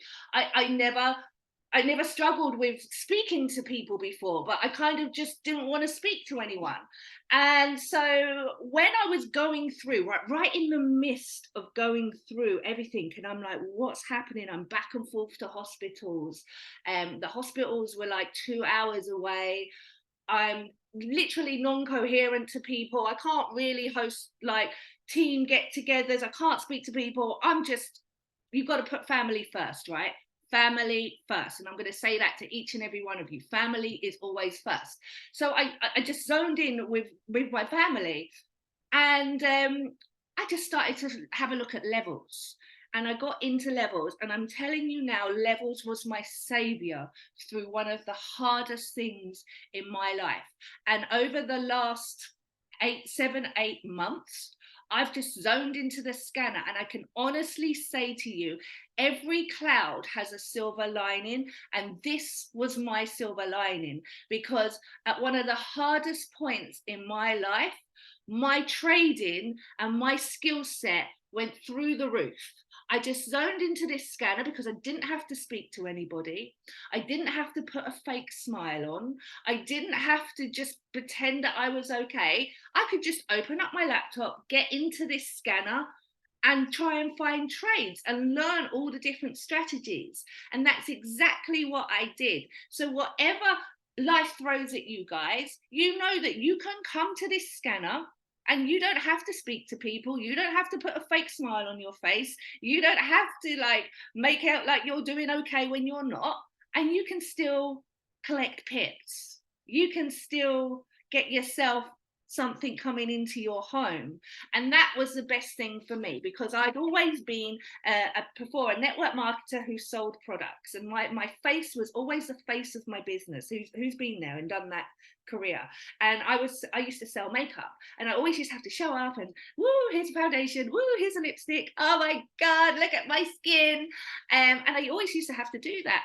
And if I was still doing that, I don't think I would have had a business, because I couldn't go live. I couldn't represent something, but what I could do was open up this scanner. And so each one of you cannot escape. You can't escape what life throws at you. You can't. It's going to happen to each and every one of us. Something's going to happen where you're like, oh my God. And all I can say to you is, if you learn this scanner through those hard times, this is going to be your support. It was my support, and it was my crutch. And the silver lining that I've got is that I'm collecting hundreds and hundreds of pips each and every week now. Put a 7 if you fancy collecting hundreds and hundreds and hundreds of pips each and every week. Amazing, amazing. Okay, let's get into it then. Let's get into it. So I've got a list here that I'm going to work my way through. Let me share my screen and find the levels scanner. Let me go. Here we go. Levels. Perfect. Everyone see my screen okay? Amazing. Okay, so the first thing that I'm going to go through is I've just got this like fancy little toolbox right here, and I'm going to show you how to get it because I only literally found it a couple of weeks ago, and I was like, why didn't I find this sooner? So all these tools that I use here on this little toolbox, I can move around my picture. These are the tools that I use. If you look down here, you've got all these tools, and how annoying is it sometimes that you have to open it up, scroll down to find the tool that you want to use, or you go to this one and you go, oh, it's not in there. Which one is it in? Put a 6 if you've done that. You're just like, what one is it in? I know what I'm looking for. I can't find it. It's in there somewhere. Yeah, you always open the wrong one. That's me too. Okay, so when you find the tools that you use on a regular basis, if you just go here, they've all got these stars, guys. They've all got these stars. You're going to star them. It means you're going to add them to favorites, and they're going to come up right here. Who knew that? That easy. We see those stars every day, but they're like, you don't even pay attention to them. That's it. That easy. You just add those stars and boom, they're there. So let me just talk you through the ones that I use. Now, the reason that I like to use this parallel channel, let me just get rid of everything, okay? There's a parallel channel that I like here. This is because I can find the 50% line. Okay, so let's just say I was trying to measure this candle and I wanted to find a 50%, this red candle. So I would draw my line at the bottom, try and get it as straight as possible. And I would go to the top of that red candle. And I know the 50% line of that red candle, boom, is there. Look at the reaction of that as well. Insane. Okay, so that's what we call a parallel channel. This one here, and how you can find it is in this list here, the second list down. You've got trend line, arrow, ray, and down the bottom I favorited it, you've got parallel channel. Now if I wanted to find the 25% or the 75%, now you've got fib tools to do this, but if you've been on the Blessed Mornings, you know that fib tool is a bit of my nemesis, and I just don't get on with it. We're just not friends. We're just different people. We're just different personalities. So I'm leaving the fib tool. Okay, I use parallel channels. So I go back to my bottom of my line and I'll go to the 50%. There's a 25% there, and then I'll go from the top of this. Like, I'm going to draw it myself. I don't need a fib tool. There we go. This is how I draw. Anyone else friends with a fib tool? You might not be friends. We're just different people, me and the fib tool. Literally, it's my nemesis. Okay, so that's what I use a parallel channel. I can find the 50%, I can find 25%, I can find the 75%. Okay, guys, so let's remove all of those, and that's why I love that parallel channel. So whenever you need to find those 50, 25, or 75. Another one that I like to use is horizontal ray. Okay, again, same area, horizontal ray, you can find here. And this is great, as Gemma was showing you, and Lara. You can identify starting points, demand zones, you can change the color, okay, right here, and it just extends it from the point that you're looking at. So rather than having a big line across the screen, you just want one little area where you're finding a starting point, demand zone, supply zone. Then you've got that horizontal ray where you can just boom. If you wanted to do it from here, it would only do it from here. Okay, so that's what horizontal ray is for. And I love using that to identify my starting points and stuff. Then your trend line obviously is to find your trend. So you can go at the bottom of a trend and go up, and you know, you can see that it's trending up, or you can go from the top of a trend and you can go down and you can see the trend going down and when it broke it. So that's another tool that I like to use, and that is in the same area here. And as you can see, I favorited that. So these, you might use other tools, and you might be best friends with a fib. You might be like, Emma, I like the fib tool. Don't talk about it like that. So you can put the fib tool up there if you like the fib tool. That's okay.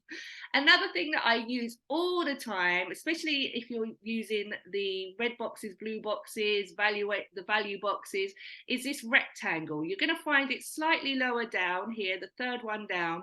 rectangle box, okay? And this is where you can extend your boxes. So if you've got the rectangle box, let's say I wanted to extend this box, okay, you're going to get a settings here. You might see that mine is green. You can just click that setting box and you can style. Here we go. You can extend it right, but if you want to extend it left, you click that button and it goes over there. I don't really ever use extend left, but you can do. Okay, I just extend it right, and then you've got your background color. This is where you change the color. You can have a yellow one if you wanted to, and if you didn't want it as bold as mine, you can do I can't say that word because my dyslexia won't let me. I'm going to be very professional. You can make it see-through. Okay, there we go.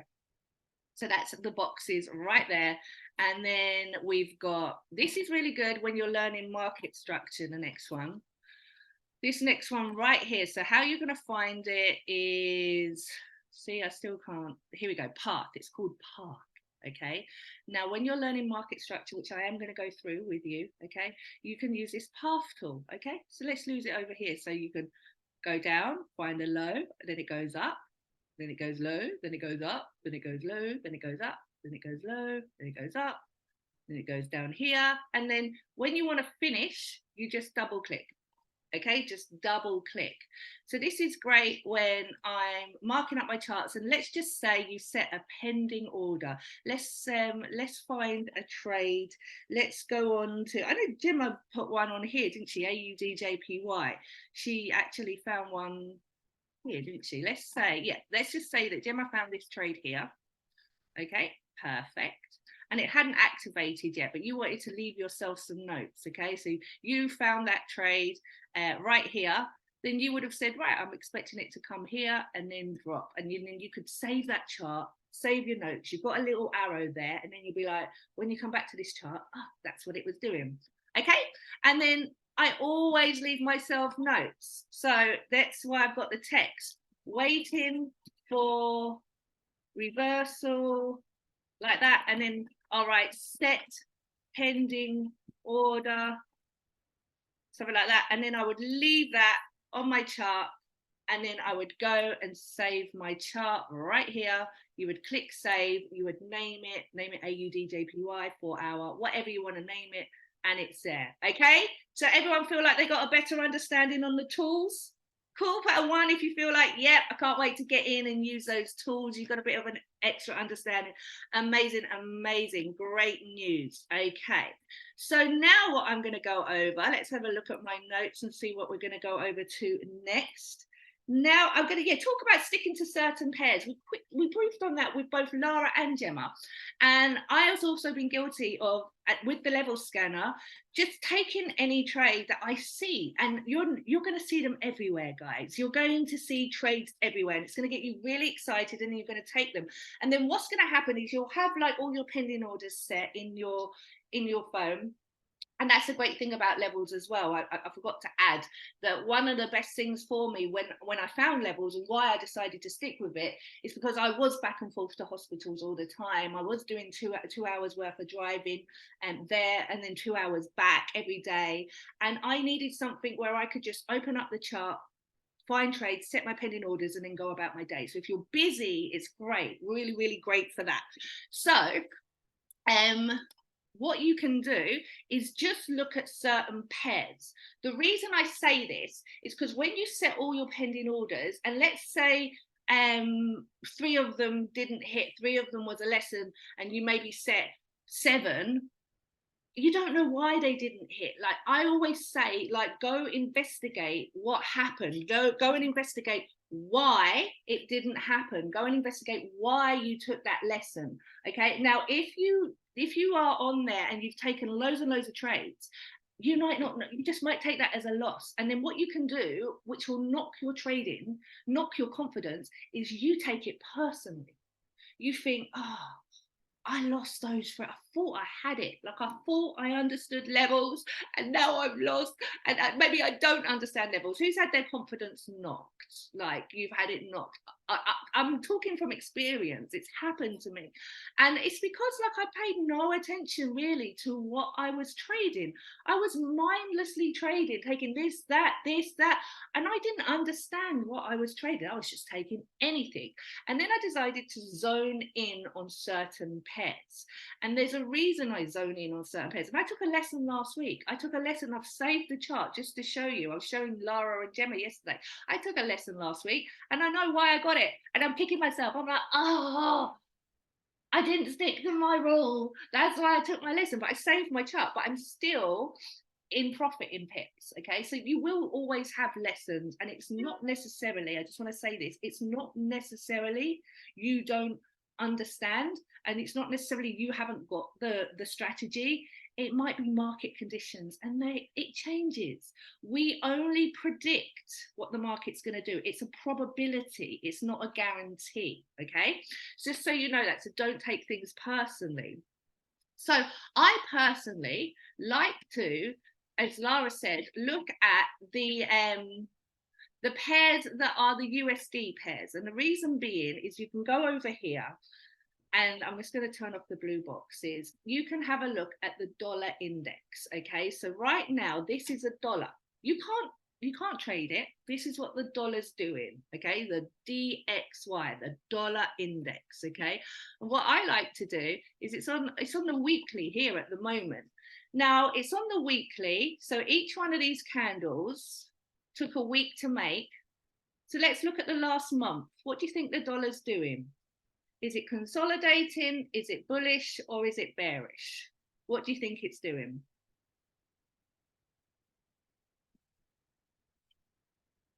Bullish, that's right. So if the dollar is bullish, what do you think the US dollar is?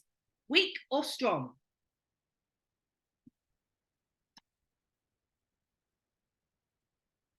Amazing, it's strong. So when you go to your USD pairs, now when I have new students, I always say to them, these pairs, I tell them to follow 4 pairs. You can write these down: AUD USD, Euro USD, USD CAD, and USD CHF. Okay, my new students, I give them 4 pairs to look at. Okay, now if it's AUD USD and the dollar's strong, do you think it's going to be bullish or bearish that we're looking for?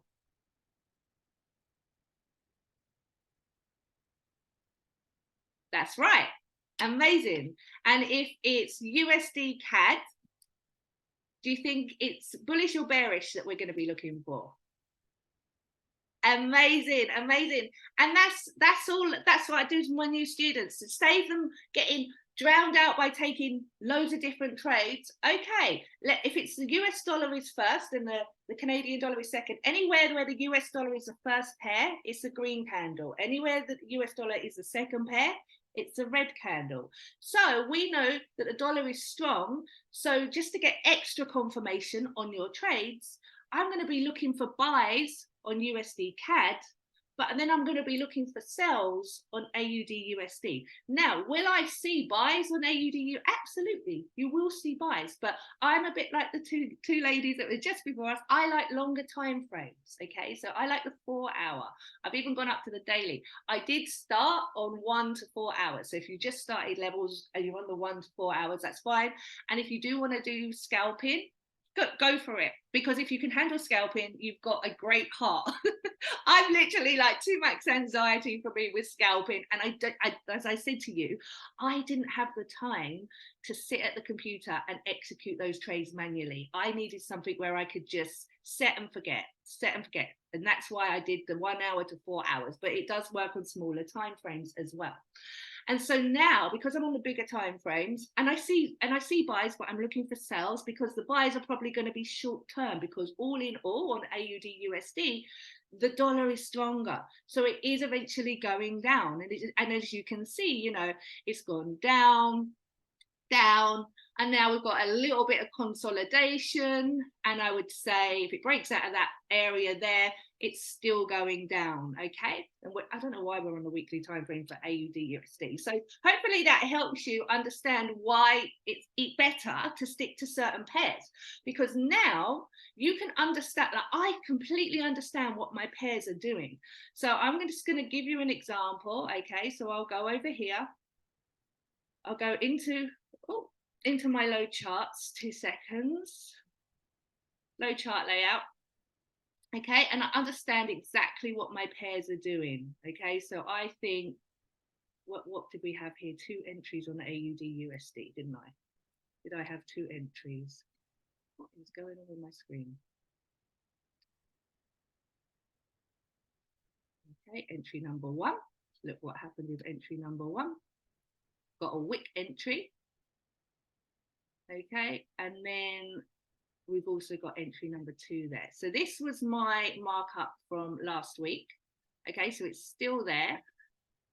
And I know exactly what I've been waiting for, what the market's going to be doing. And I'm going to come back to this pair this week, and I'm going to remark up. I know the areas that I had last week, and as you can see, everything was a sell. Okay, so you can kind of start to see your pair. You can see how it moves in different sessions. You can see how it moves in the London session, how it moves in the New York session.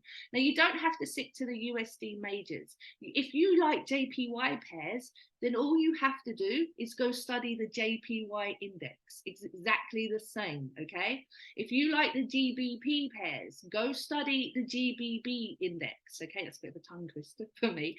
And if the Japanese yen is strong, then, and it's bullish, then you know you're backing the JPY. So if it's a second currency, you're looking for sells. If it's a first currency, you're looking for buys, okay? If you're going for those long term, if you're scalping, this doesn't really matter. If you're scalping and you found your zones, it's all good. You carry on with your like short time frames. But if you are going to stick to going for the longer time frames, it just helps you understand and be more calm and not just take so many different trades. It helps you just stick to just taking those ones where you're like really confirmed. Okay, so hopefully that's helped you. Another thing that I want to quickly talk before we head into the charts is tracking your pips. Okay, so I have this chalkboard here. Okay, this chalkboard I got from Poundland. Okay, and on this chalkboard every day, it's got Monday, Tuesday, Wednesday. I think it's like meant to be a to-do list, but all I've got is I've got my little bit of chalk right here, and then when I've finished trading for the day, I write how many pips I've called. Now it doesn't matter if I've got a lesson, which I did have on Thursday. I had a lesson. I'll even show you my lesson because I want to be completely transparent with you, not thinking that we always collect pips. Okay, here was my lesson, and I know why I had it, because I traded during news and I shouldn't have, and it still made the move afterwards. How annoying is that? So look at that. Okay, my zone entry was right here and it was bouncing off, news happened, and then look, hit my zone entry and went down. But I was all salty, so I was like, I'm not taking it now. I was all salty. I'm not chasing trades. Okay, but that was my lesson last week. But it was on Thursday, and I still had another trade that actually came, and I think I only lost 30 pips. And I still had a trade that took I made 50 pips. So I did have 80 pips, but then I had this lesson, so I lost 30 pips, and now I was down to 50 pip profit on Thursday. So now what I do on a Monday, Tuesday, Wednesday, Thursday, I added up. Friday I didn't trade. I might have been a bit salty. No, I don't really trade Monday or Fridays. I kind of use those days as just evaluation days. But I did trade Monday last week. I'm not saying never say never. But now I just add up how many pips that I'm in profit by. And then look, 450 pips I caught last week. Even though I had a lesson. Now you can sit there and get like all salty about the lesson, or you can say, well, I'm still up. I'm still up. And that's what I would love you to do. As of today, I want you to track your pips. And I've got a little saying here, okay? It's my little saying. You can change it to whatever you feel like, but 50 pips a day keeps the 9 to 5 away. Put that in the chat box. 50 pips a day keeps that 9 to 5 away, right? You can do 30 pips a day, keeps that 9 to 5 away, whatever you want to do. Okay, you can change that to your little saying, but we want to keep that 9 to 5 away. So track your pips, because that way, when you have lessons, let's just say I had 3 lessons that week, you know, and all I lost was 90 pips, you know, I could sit there and like be upset about those 90 pips, but I was still 450 pips in profit. So if I did lose 90 pips, I would have been up 360 pips. That's still great, right? Even though I lost 90 pips. So I want you to track your pips. It's going to be so much better for your mindset. It's going to be so much better for your confidence. Even if you are up 5 pips a week, I don't care. You're up 5 pips, okay? You're up. So track it, okay? Track your pip count, okay? And you've got the ruler there to track it. This little ruler will help you track your pip count. Let's just say that says 800 right there. You can just measure your pips. You just want to take the first 2 letters, okay? Numbers. So it's 80 pips, not 800, okay? And that's how you can track your pips. Amazing. 50 pips a day keeps the 9 to 5 away. Exactly. So let's go over now to some strategies. The first ones that we're going to go over is we're going to go over the value boxes. Okay, so let's pick a currency pair where the screen is not got anything on it. Let's take the blue boxes off. Let's take the red boxes off. Let's have a clean chart. Let's go up to my favorite. Let's go up to a 4-hour. Let's see what we've got. So now what you want to do is go to your list at the top and you're going to click the value boxes. Now this has got a couple of uses. Use number 1 is great for setting your stop losses. Ignore the boxes right now. Those arrows, red and green arrows, those are your swing highs and your swing lows. So if you have found one of Gemma's amazing reversals, but you're unsure where your swing low is or your swing high to set your stop loss, just tick the value boxes, ignore the boxes, but just look at the arrows. It points out swing lows and swing highs. So now you can see them all here and it helps you find a stop loss. Now you can keep dropping in time frames until you find, look, I'll go down to a 1 hour. You can say, oh, do you know what? I'm going to take that swing low. I'm going to take that swing high. Okay, so this is going to help you identify them. So that's the first useful use that those have got, just sticking on those value boxes and finding your swing highs and swing lows. Okay, so next, with these value boxes, what they are, as you know, a swing high and a swing low is a collection of 5 candles. For a swing low, you've got the candle in the middle here, this red candle. Then you've got 2 candles higher to the left and 2 candles higher to the right, okay? Swing high, you've got the candle in the middle, higher, and then you've got the 2 candles lower to the left and 2 candles lower to the right. So that's what a swing high consists of, okay? Now the value boxes that are circled right here is always the left candle on a swing low and a swing high, and it's like a magnet. It is really like a magnet. So let's have a look at this swing low right here, this last swing low. All you're going to do, really simple, is just extend the box of that swing low, okay? So you've got 2 entries on the value boxes. The first entry is once it's broke out, so you've made your swing low and swing high right here. So once it's done the 5 candles, that's when it will identify the box, okay? And we're looking at a swing low right now, the red little triangle. So as you can see, it's out. So once it was here, you could say, right, I'm going to set my pending order. I'm going to extend that box across and I will use a long position. You can set, you're going to be looking for a buy, and the first entry is going to be right here at the top of your value box, okay? And you can mark up your, look at that, perfect 50 pips. There we go, 50 pips a day keeps the 9 to 5 away. So that's your first entry on a value box, okay? So we're looking at a swing low right here. We've extended the box across and we've set a pending order for a buy at the beginning of the value box. Your second entry is where you get your parallel channel, okay? You're going to draw a line at the top of the box and you're actually going to take it all the way, including the wick, to the bottom of the swing low, okay?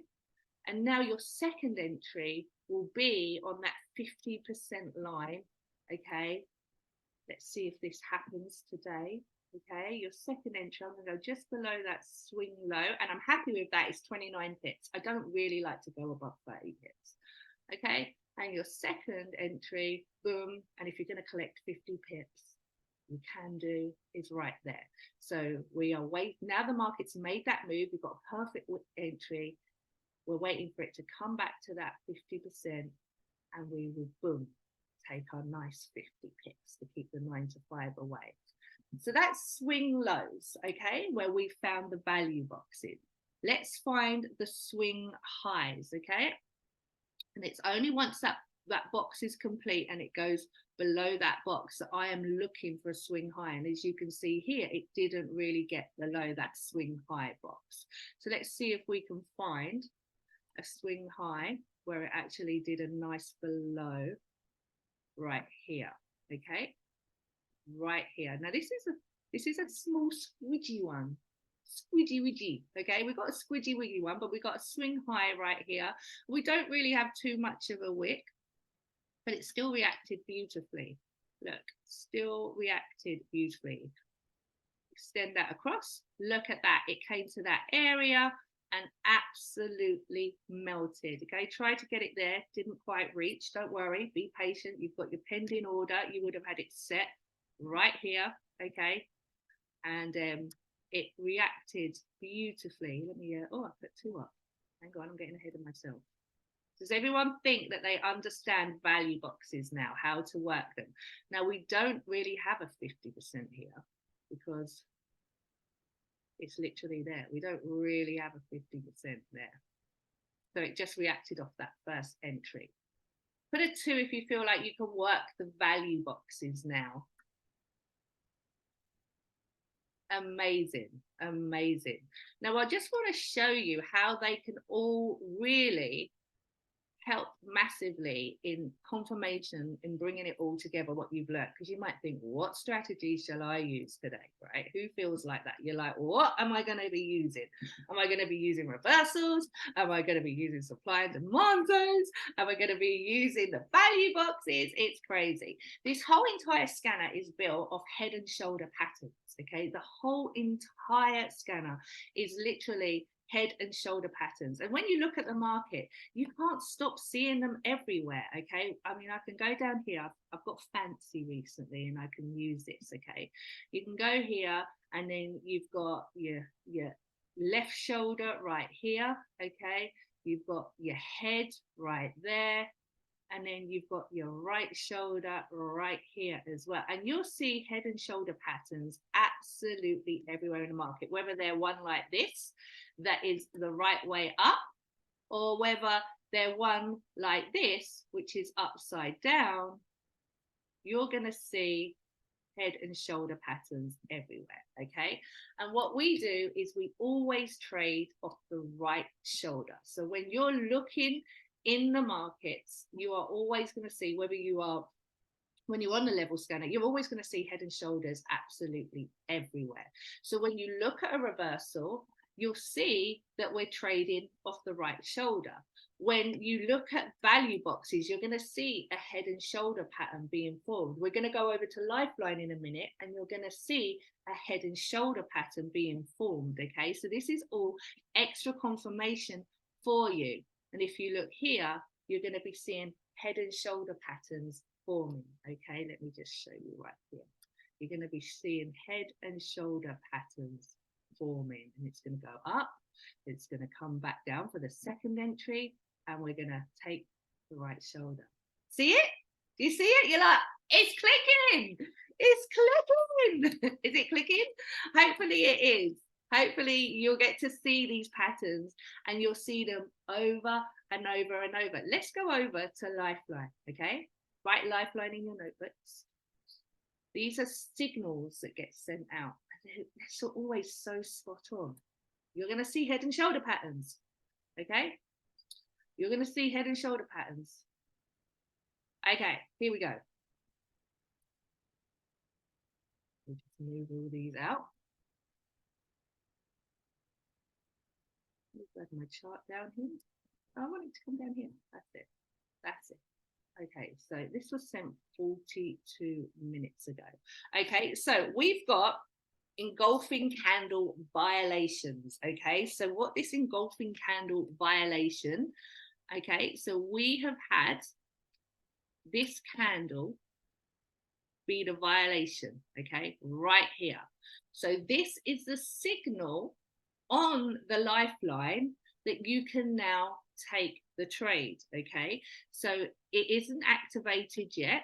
Okay, so this is the area right here. Okay, right here, anywhere in this blue box really is your area. Okay, like this. Okay, and this line here is literally don't stop. This is your don't panic line right here. Okay, this line here is your don't panic line, and this line here, okay, right there is your stop loss. Okay, if you want it to be your stop loss, I normally go just below. Okay, so this is activating that there is an engulfing candle that's given you a violation. Now, if you was really geeky, you could start marking it up and saying, okay, what have we violated? You can start getting red and blue boxes. You can start, because you can get violations on the value candles. You can get violations on blue boxes. You can get violations on red boxes, and you can have violating engulfing candles, because engulfing candles, normally what happens with an engulfing candle is once it's overtaken this candle right here, it will come back and give you a continuation. And when it's a violation, that means that you can trade it in the other direction. This box marks it up, and you can now set your area, because it is a blue zone. You can set your area up for a buy. Okay, and then it's 30 pips. So each one of these lines is 20 pips profit. Okay, so you've got a potential of catching 60 pips. So we can now set our pending order, and we can go, hey, Mr. Broker, when the market gets to this line, and it's not far away, I want you to enter me for a buy. Okay, now it might pop down into here. You've got your little line here telling you not to panic. Okay, don't panic too much. Okay, it might bounce around. Okay, it's on a 4-hour time frame. So you've got to look at that and go, do you know what? It's on a 4-hour time frame. I know I'm not going to be scalping right here. I know I've got to be patient, okay? Because each one of these candles takes 4 hours to make. Then you'll probably hit your 20 pips. I would say as soon as you've hit your 20 pips, move your stop loss to break even. You're risk-free trading now, okay? Now you can either come out if you're happy with your 20 pips, or you can see if it goes to 40 pips. If it does go to 40 pips, I would say move your stop loss to 20 pips. So you know whatever happens, you're leaving this trade with 20 pip profit, okay? And now you can see if it actually goes to 60 pips. Does everyone understand how now to take this trade on lifelines? Put a 2 if you understand how to take the signals on lifelines. Let's have a look for a sell. Okay, so we got the breakout candle right here. This happened 3 days ago. Okay, so you got your breakout candle right here, again on a 4-hour time frame. This next candle, somewhere it took 4 hours, actually went into the red zone. Fantastic, activated. It bounced in there again. Okay, again another 4 hours. So 8 hours, you still might have been a little bit negative. You might be getting a little bit like, what's going on? And then 12 hours it went, and within the end of the 8 hours it hit 20 pips, and then 12 hours it hit 40 pips. Okay, and then it almost hit 60 pips. Almost, that wick, it almost got the 60 pips. Okay, now it's coming back. So I would have took profits somewhere in that, on that wick, and as soon as I see it coming back, I probably would have exited. So these are really nice, like if you are busy and you can come on, because these aren't put by Coach, right? These are all AI. So as soon as you get an engulfing candle violation and the candle breaks out, and I just want to show you how you spot it. Okay, so as you can see here, okay, this candle is the engulfing candle. Okay, so this candle here, I'm going to show you how to read this. This candle here is the engulfing candle. This candle, you can fit that candle to the left in it. Okay, so normally with engulfing candles, you can come back to the top of that wick, okay, of that second candle, and it will just automatically go up. Okay, it will be like a continuation. But this candle broke, this one was the one to break below the engulfing candle. This candle here, this candle called the candle breakout, was the one to break below the engulfing candle. Now you've got what we call an engulfing violation. And what we're going to do with the violation, it's okay. We know what's going to happen. We're going to take the trade in the opposite direction. Okay, we're going to take the trade in the opposite direction. And let me just show you right here what you can see. Okay, you can see boom, boom, boom, boom, boom. What can you see? Everywhere. It's going to be everywhere that you look at the market.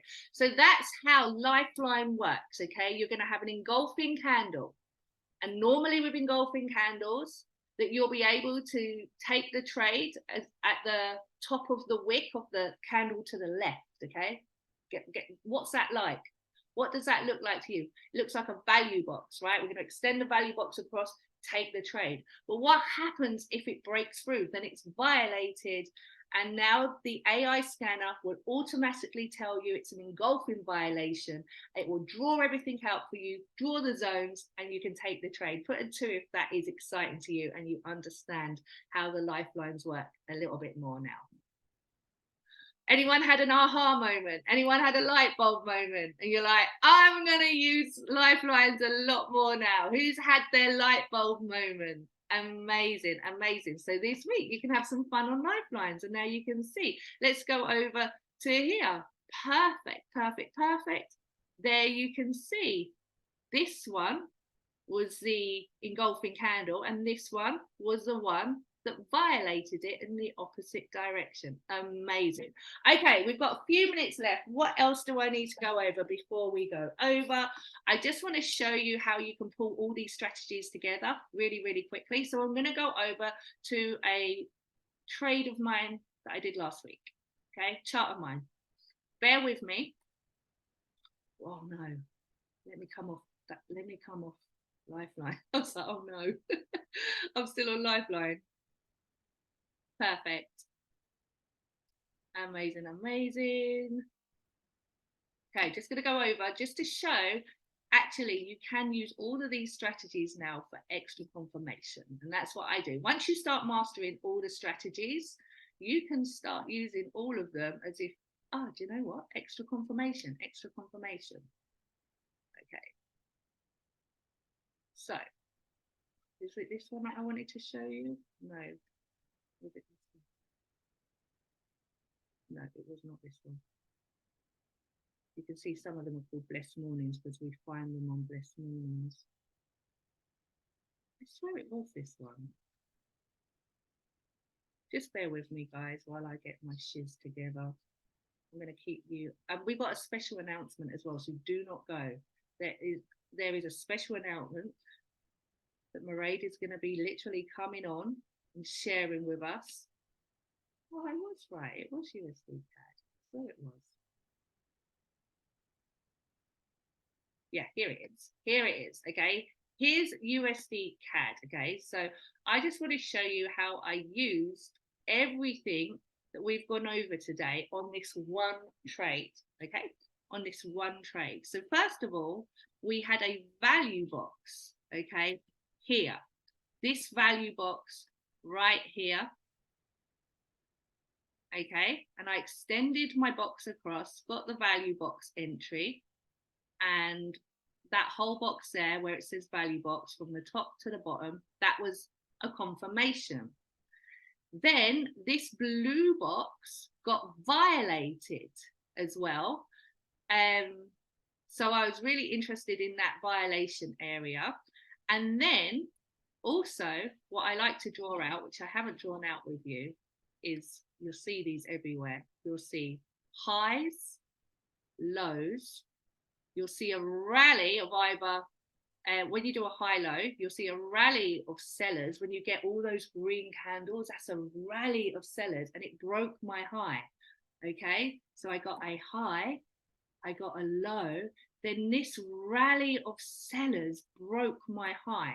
Okay, the rally of sellers broke my high, so I'm going to get the wick of that high and I'm going to extend it across, which I did in this green area, this green one. And that was another confirmation. So far, I've got the value box, I've got the blue box, I've got a high, low, break, retest. I've got three areas that are three things that are telling me this area. So you can use them all together. Now, how I've got these 25, 50%, and 75, you know, I love my fib tool. Well, when you've got the market that makes a big move like this here, and it hasn't been back there to retest it at all, that's what they call, is it liquidity? I can't really say it, okay? I call it money left on the table. It's my dyslexic brain. This is money left on the table.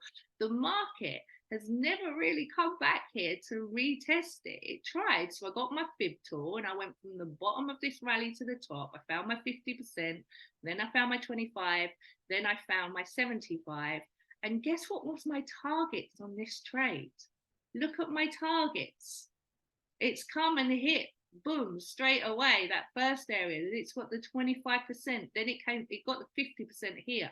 Can we see it go up to get the 75 and 100%? And then you can just get your ruler and you can measure out. So my first 42 pips, my second 80 pips, 100 and basically 20 pips, 152 pips, boom, 190 pips. Okay, so, and again, we're on a 4-hour time frame here, so this is something that I put on last week. You're going to have to be very patient. It's not going to happen overnight, but would 190 pip trade be okay with you if you just took that one trade for the week? You know, and so that's how I found my target areas. Always like to look left to see what's happened, and when I looked left and I was like, oh, we haven't been here before. Oh, not only have I got like 3 different strategies confirming this area, there's money left on the table over here as well. Okay, how do you know which value box to use? A bit like what Gemma, was it Gemma? No, Lara, a bit like, look what Lara said. Has it been touched before? Has it made the move? Has it gone there before? If it has, then I don't tend to touch it. I like to have a look at the areas that are most recent that haven't been touched. So before I pass over to Mairead, sorry, I said Madrid then, Mairead, to give you the special announcement, and she's got something that she's giving you. I'll quickly have a look, like right here. I'm like, I see one and I'm like, okay, this one, let me look. Did it actually make it? No, got close, but it didn't make it. Okay, so this one, I'll be like, yeah, we got a nice close below, or if you were going for a swing low, you want a nice close above, and it actually hasn't come down to my first entry. So my first pending order will be on this line right here, and my second pending order will be on that 50%. So like Lara said, like, go have a look, see if it's been touched before or if it hasn't, but you've got a nice area right now. It hasn't happened yet on GBP USD. I would be happy to take that personally. But perfect, amazing. So I have gone through the lifeline, I've gone through value boxes, I've gone through head and shoulders, shown you the high, low, break, retest. I've gone through the tools, sticking to certain pairs, showed you your target areas, if you can look left and see money on the table, and tracked your pips. Amazing, amazing. We're on time. So I want to pass you over to a very special lady. She has been using the level scanner herself and having insane results. And Mairead is going to come on and actually give you a gift.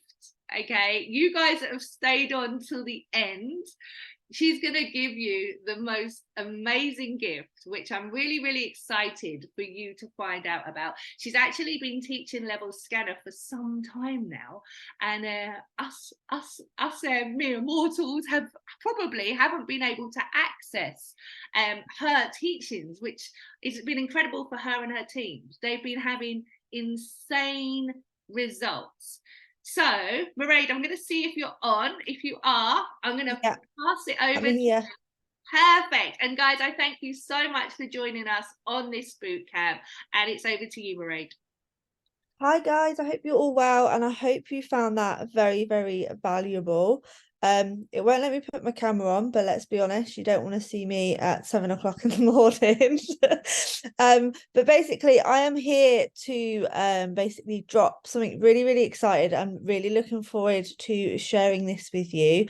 So I've been using levels since I think it was mid-February.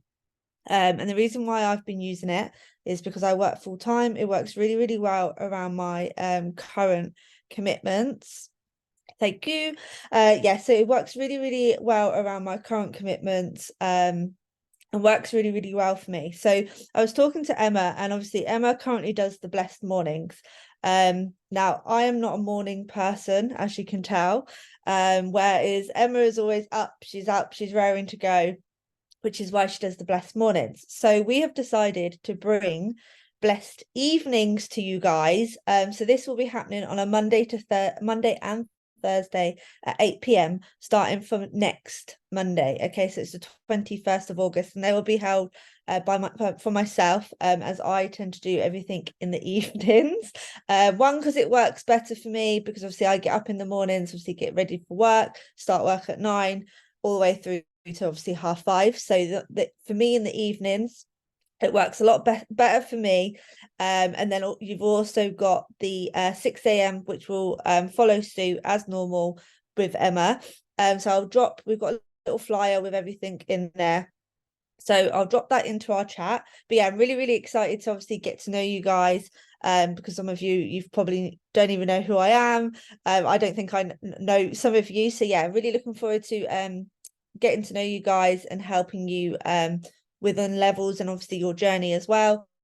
And yeah, hopefully we can have a nice Christmas, and let's get make some money through levels. But yeah, that's it all from me. I will drop the picture, like I said, in the chat. And yeah, thanks Emma for having me on. Amazing, guys. How exciting is this? Okay, so we are going to drop you the flyer, and the whole point is only for a limited time, guys. So don't take these blessed mornings and blessed evenings for granted. They are on till a certain date. It's all going to be on the flyer, but our goal is to help you collect pips for Christmas, and each and every one of you, we would love you to make withdrawals in December and actually celebrate the fact that the level scanner has helped you for Christmas. How amazing does that sound? Okay, go on about your day now. It's 7 a.m. You should feel like it's midday. Super pumped. I'm going to see us out with some music. Those of you that stayed on for the full 2 hours, everyone put 7s in the chat box. Huge kudos to you. Well done for turning up. Well done for taking notes. And we're excited to take your skill set with this scanner to the next level. Thanks, everyone. Take care. Bye.